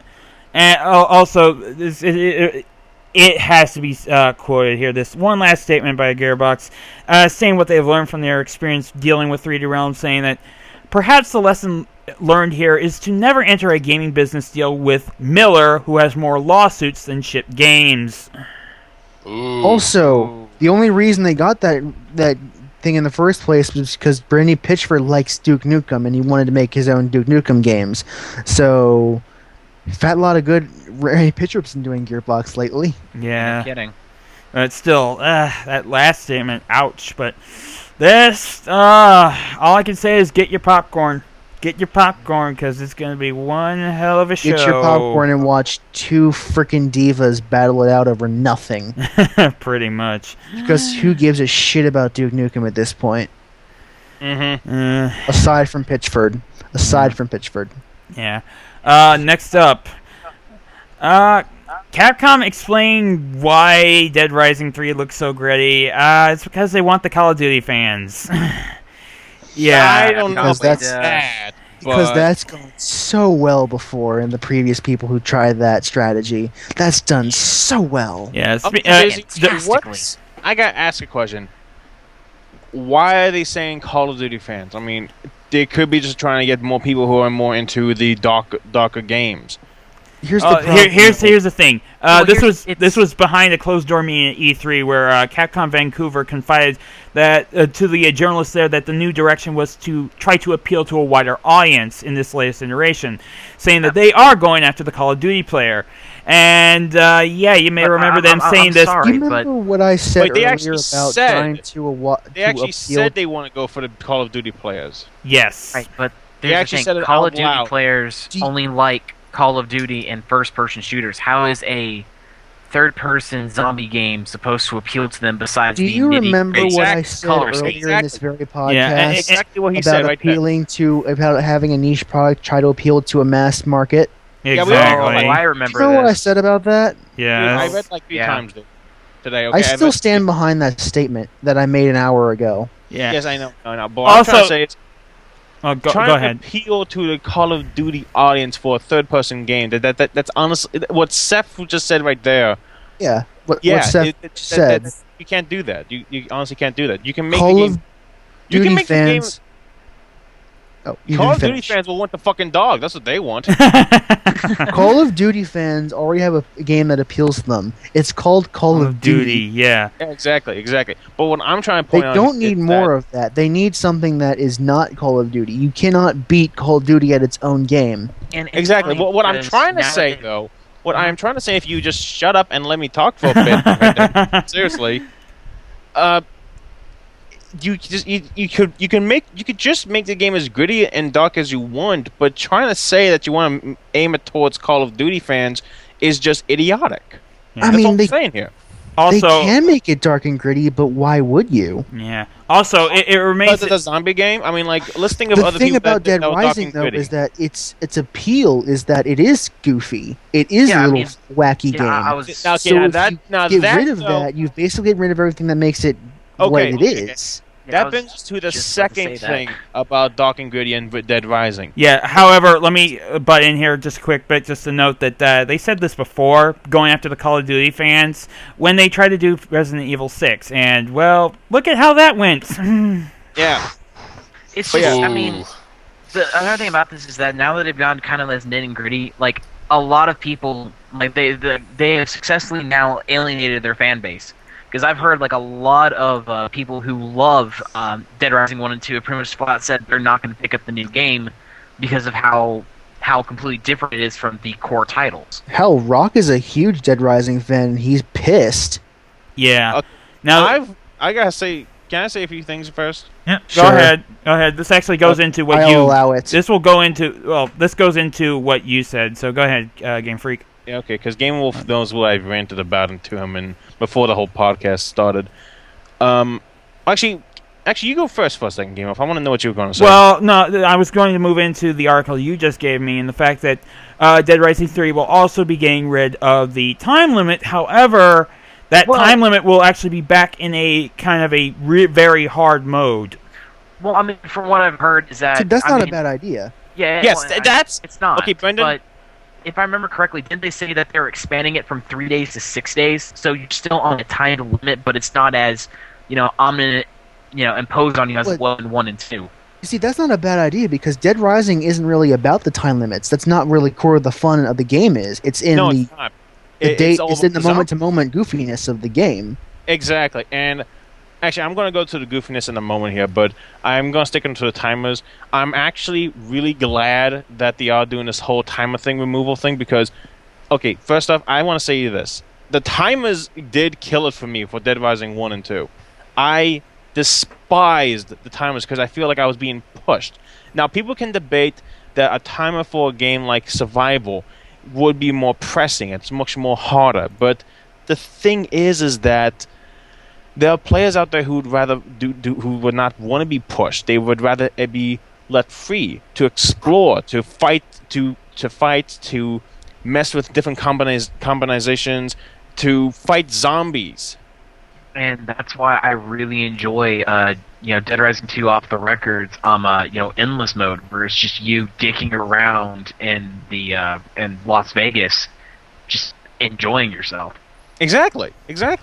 So I'm actually glad that Dead Rising 3 is going to doing like a different type of like modes, from a nightmare mode, as they call it, for the classic 72 hours and classic save file thing, to something that's more relaxed to a point where you could probably have, I'm hoping, no time limit, where you can just goof around and do stupid shit. You know what I want? A gun that doesn't fucking fall to pieces after a clip goes empty. Exactly. Seriously, Yeah, that's honestly something they gotta deal fucking with. steel 'cause gun that- turned to useless just because of one clip. What the fuck? Yeah, no. I mean, I actually do own real guns in real life, and they don't break that easily. Well, no shit! I'm being sarcastic here, dude. Anyways, okay. But yeah, we're going to talk about the goofiness next, aren't we? Yeah, go ahead and touch on that a bit. Okay, goofiness. Okay, now they're going to make Dead Rising 3 darker, right? Right? Yeah, the So- color scheme proves that. Yeah. Yeah. Yeah, so they're trying to make a darker storyline, a darker atmosphere, but Dead Rising has a notorious habit of being fucking silly. You can run around in a dress, you can run around in a banana thong, you can run around in a one-piece outfit, you can run around in high heels with a clown wig on your head, riding on a tricycle. Hello? Yes, There, now I heard No. you. there you go. Jesus. So, trying to make the game darker really depends on the player itself, because either the player will try to play it seriously, like I'll probably do in a few whiles in the gameplay, if I ever get Xbox One, by the way, or if they wouldn't be fucking stupid and destroy the whole atmosphere by wearing a one-piece banana thong with a high heels, clown wigs, and a tattoo that says "Bubba's my bitch." Now, see, another thing I remember Capcom saying is that Like- like all of the quirkiness is supposed to still be in there, but Yes. somehow this dark and broody atmosphere is supposed to make it funnier. And that's the thing that I don't agree with him on that. I don't agree at all. I don't agree either. It's a tonal dissonance that's going to really screw things up, because the thing is, when you having a gritty, realistic game, it is a valid choice. Yes. However, you have to take expectations into account. People who play Dead Rising are expecting happy zombie slaying fun times, not They're not gritty. expecting, not- you know, like Walking Dead or Yeah. Resident Evil 6.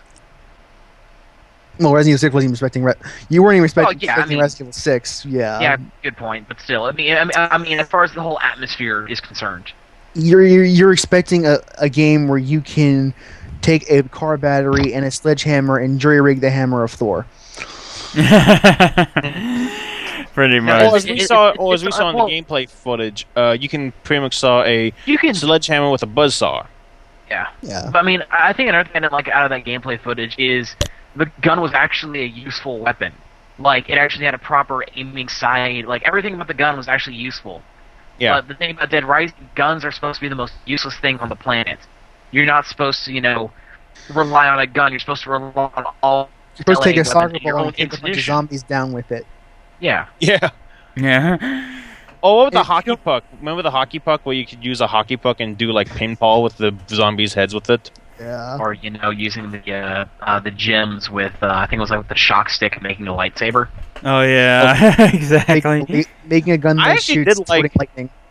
One thing I always did like about Dead Rising was sometimes you can even find creative items out of just the most simplest things. Like, say, I remember in Dead Rising 1, you can actually heat up a frying pan on the stove, and you can use that as a weapon, frying off zombies' faces off. Or you can use cooking oil and spill it on the ground, and zombies could just trip and fall all over it. Or my favorite of all, which is kind of Looney Toony here, throwing cream pie at the zombie, and he would be blinded by it.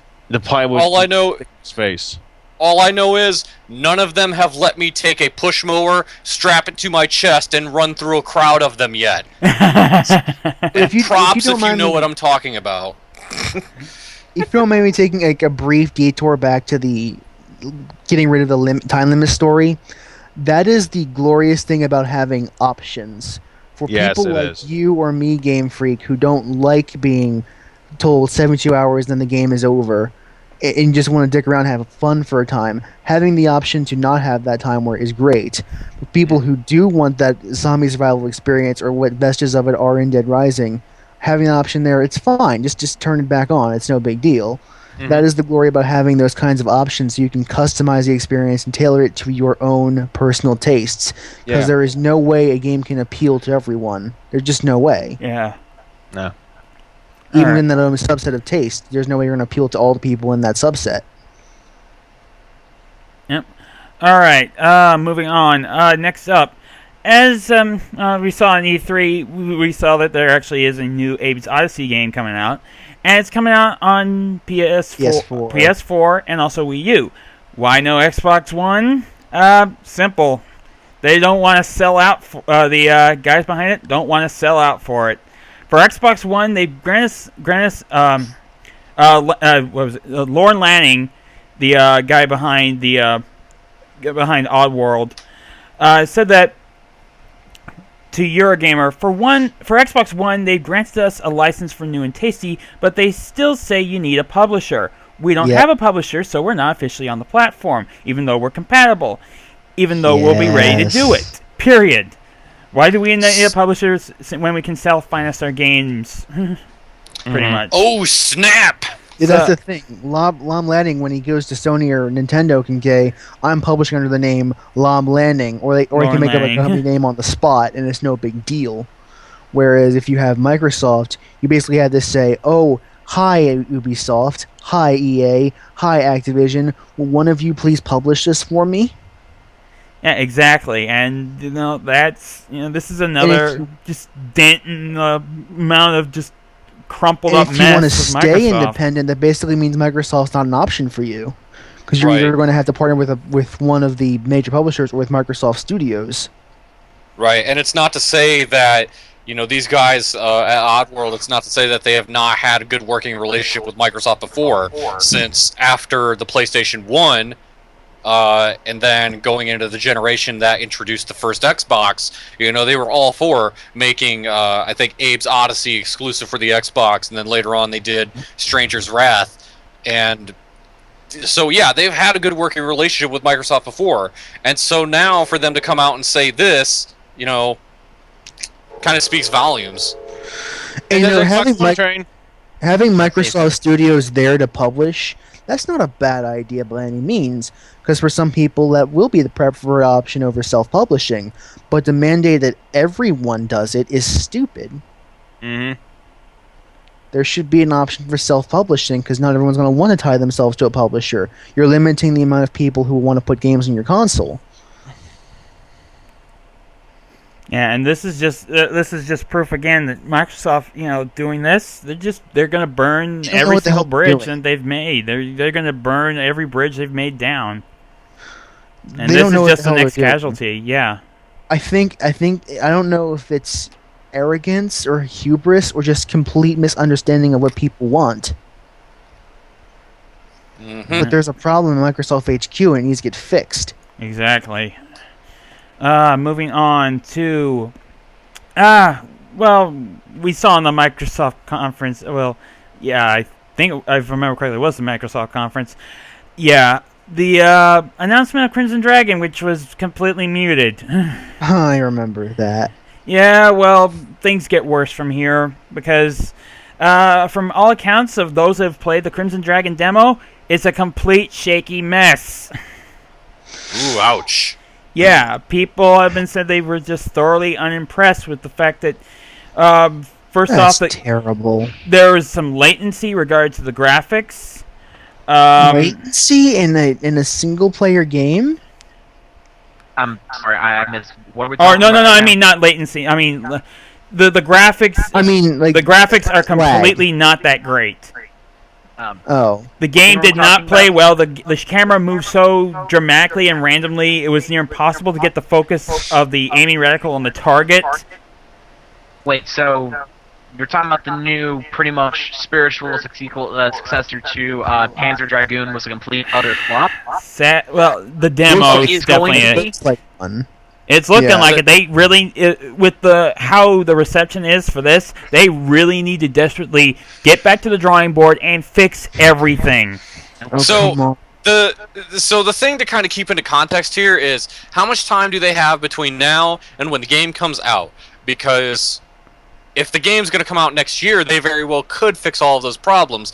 Because it's not to say that games that have a bad E3 showing are doomed to failure when they get released.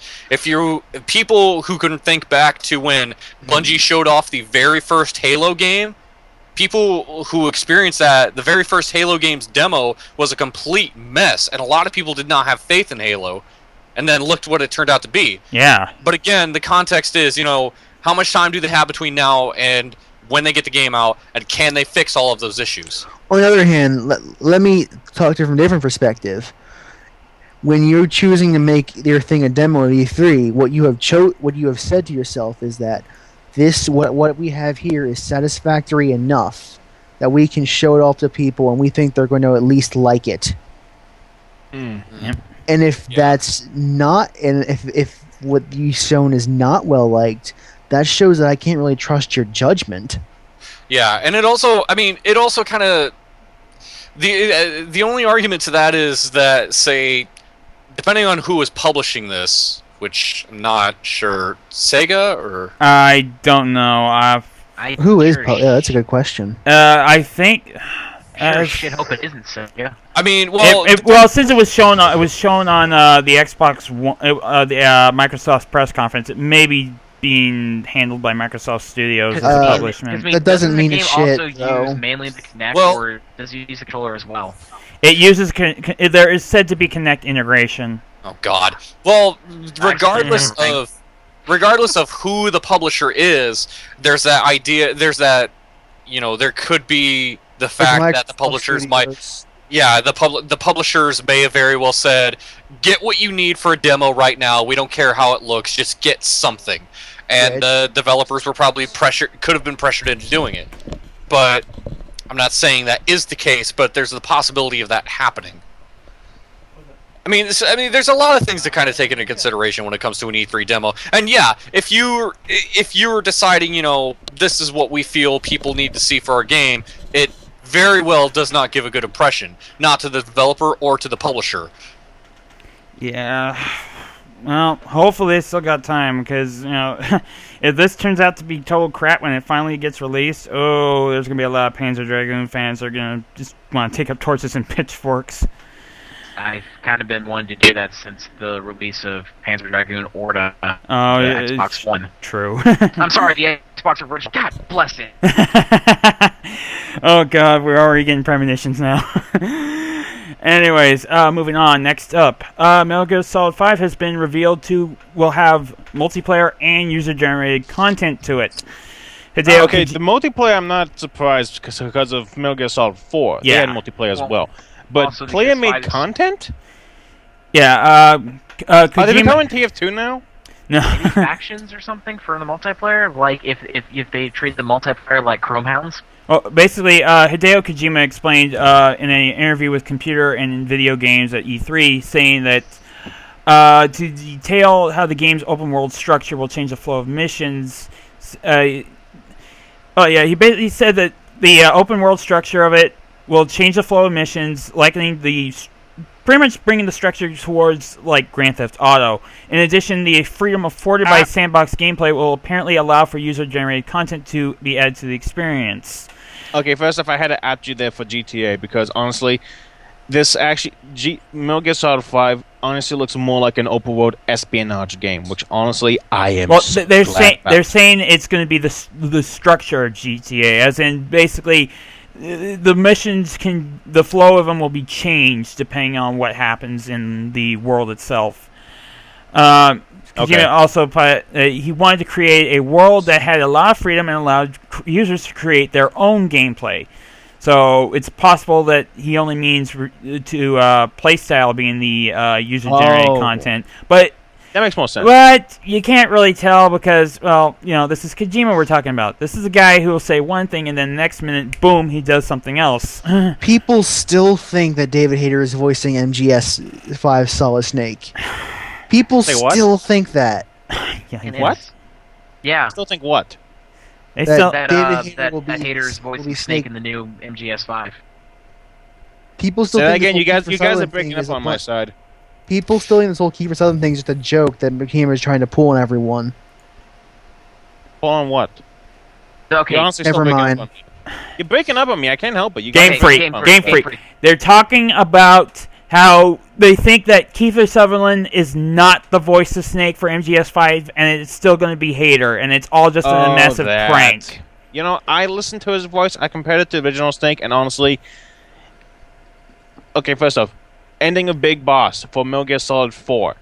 His voice was different from Snake's because he was older, okay? Metal Gear Solid 5. Snake in here is supposed to be older, okay? So it makes sense that his voice will be a little different. I mean, I personally don't care. Yeah, I just think it's funny that people still think that even though it's so obvious that it's not. Yeah. I know. So, you haters out there, you can keep on hating. I don't give a shit. And I Haters. hopefully Haters. Haters.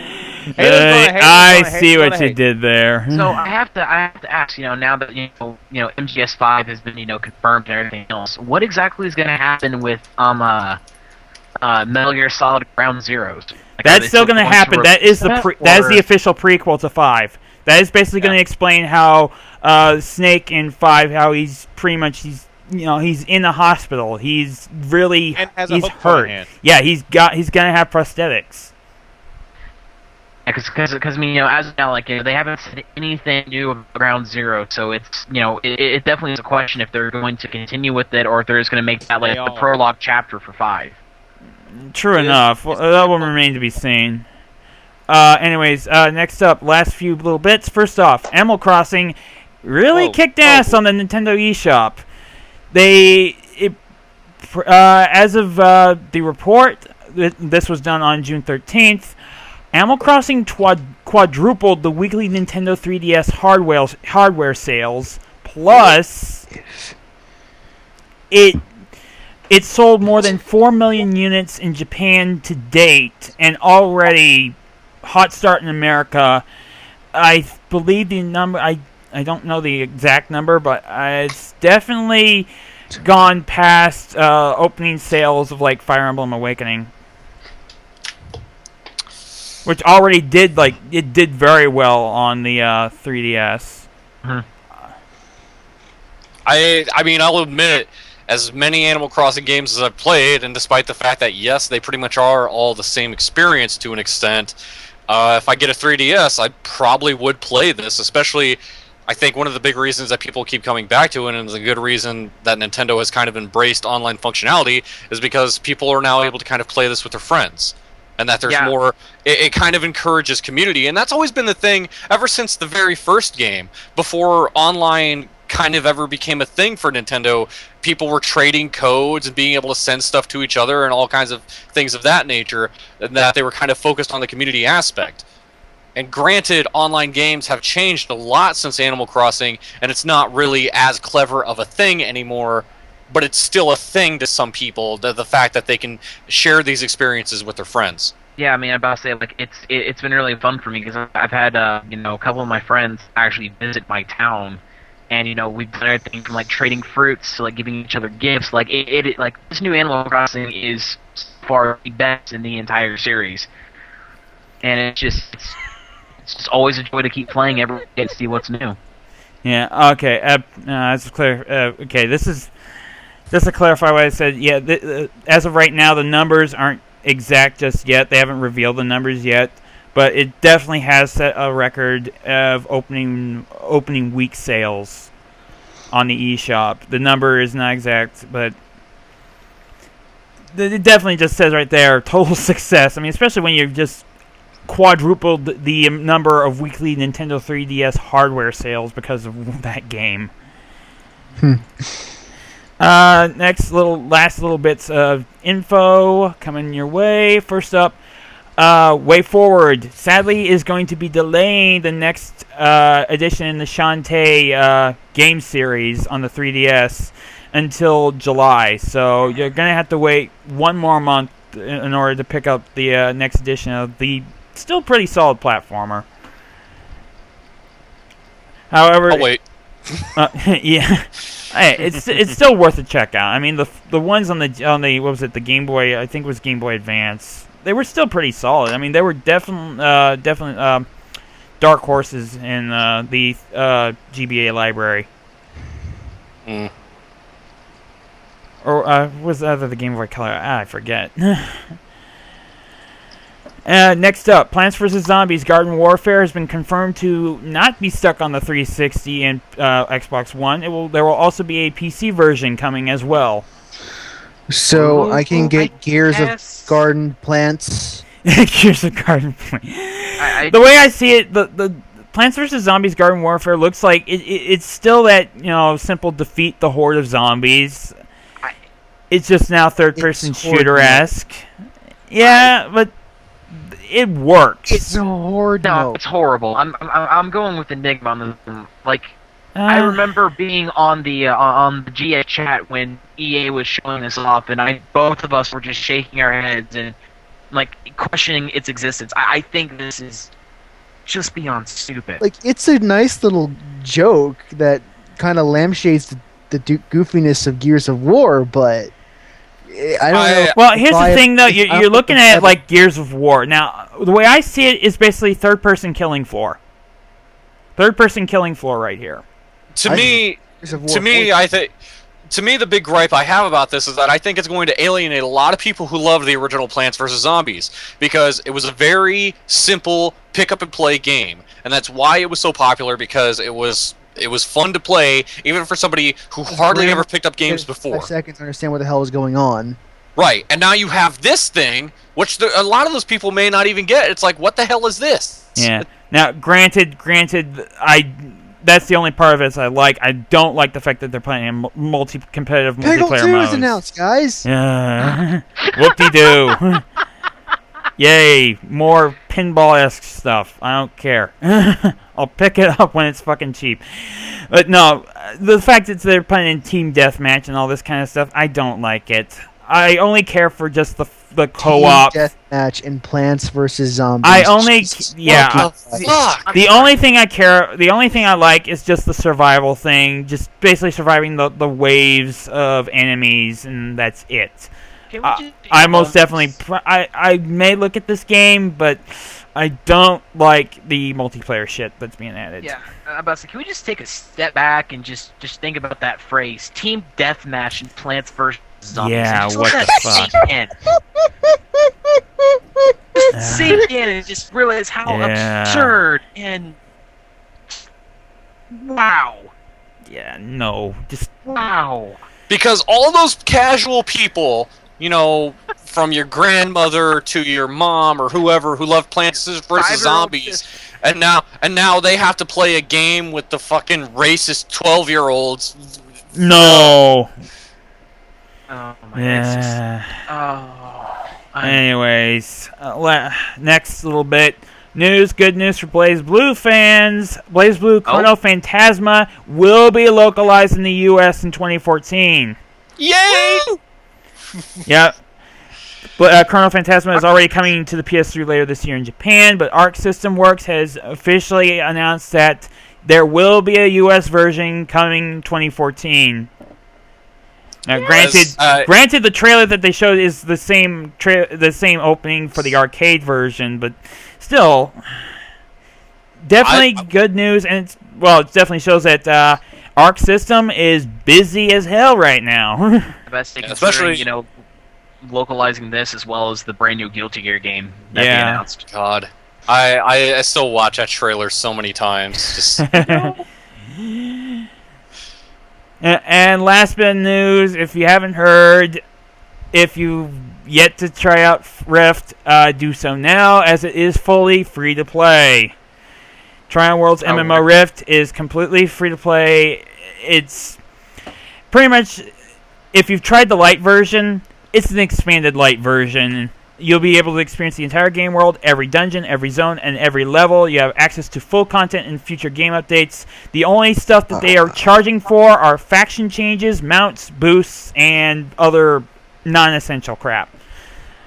That sounds really good. And yeah, I mean, I bought a retail copy of this game, even though I never popped it in, but it was $10. And Rift is a game I would say managed to do very well for itself on a subscription basis. And if there was any other medieval fantasy titles other than WoW that had a chance of doing really well, Rift was it, because Rift was able to offer something different to people. So yeah, good game, and I would probably recommend it. Yeah, especially since they're doing free-to-play right. I mean, even the creative director of Rift ensures the players that, guess what, it's not pay to win. Not pay to win. We're not going to give you any. We're not going to handicap you, whatever, like Old Republic, like limit how much experience you can gain off enemies. I was just going to mention Old Republic. Pretty much. I mean, they are the example of free to play done wrong until they fix themselves, which I doubt. Yeah, until they can Bioware gets their head out of their ass and does something to fix it. Yeah, it'll be interesting to Yeah. pop in this retail copy of Rift that I have and see what happens. Yeah, you'll probably just get like a couple little minor benefits. That's probably It'll- it. Yeah, it'll download and go like, okay, you can make an account, but you don't have to pay a subscription. Just Or there you go. goes, hey, we appreciate you for spending your money on this game. all $10. Oh, $10. Exactly. Holy shit! Okay, I just remembered. I had bought this copy at a Walmart. I opened it up, and I wonder if I'll still get my Rift exclusive pet, the Shambler Hatchling. Dude, go for it. Yeah, Well, we let can try us know how that turns out. Yeah, it'll be an amazing GM experiment. Yeah. Well, that does it for us for this week. Any final words? Fable 3, probably too much than I should, but it was free. Yes, Fable Free's free for Depending those that you have this morbid curiosity of trying it out. I wouldn't exactly recommend it, My but friend actually just got it. yeah, try it out. I mean, deal with the fucking Sanctuary's pause menu bullshit. I swear to God, I hated that change. It's so damn stupid. Yeah, even I gotta say, yeah, this would bug the fuck out of a lot of people. Actually, he's more bugged about what was it? I think it was the weapons. I forget. Oh, don't even get me started on the weapons. I've used this. How much gimped melee is. Oh my God. Yeah, that was it. That was it. It's pretty shitty. That's my mode of fucking fighting enemies, you assholes. Ugh. But yeah. Anyways, anything else? Splitting my time this week between playing The Last of Us and playing the new Penny Arcade episode 4. Yes. They are both I still got to very pick that great up. and definitely worth your time. And Penny Arcade is not even that expensive, so you can. Oh yeah, it's right, like $4.99 I think right now or think something. so. I bought it when it was 10% off, so I got it for $4.50. Ooh. Yeah, I'm right now debating on picking up Chamber right now. It's sale on Steam. Oh, Antichamber will mess with your mind. Yeah, that is a mind fuck. All right. Well, we'll catch y'all later. We'll catch y'all next time on the Gaming Forever News and Review Steam podcast. makes things so cheap, and Xbox One will probably not do that. Yes, pretty much. Anyway, we'll catch y'all later next week. Take care. Bye, y'all. Bye.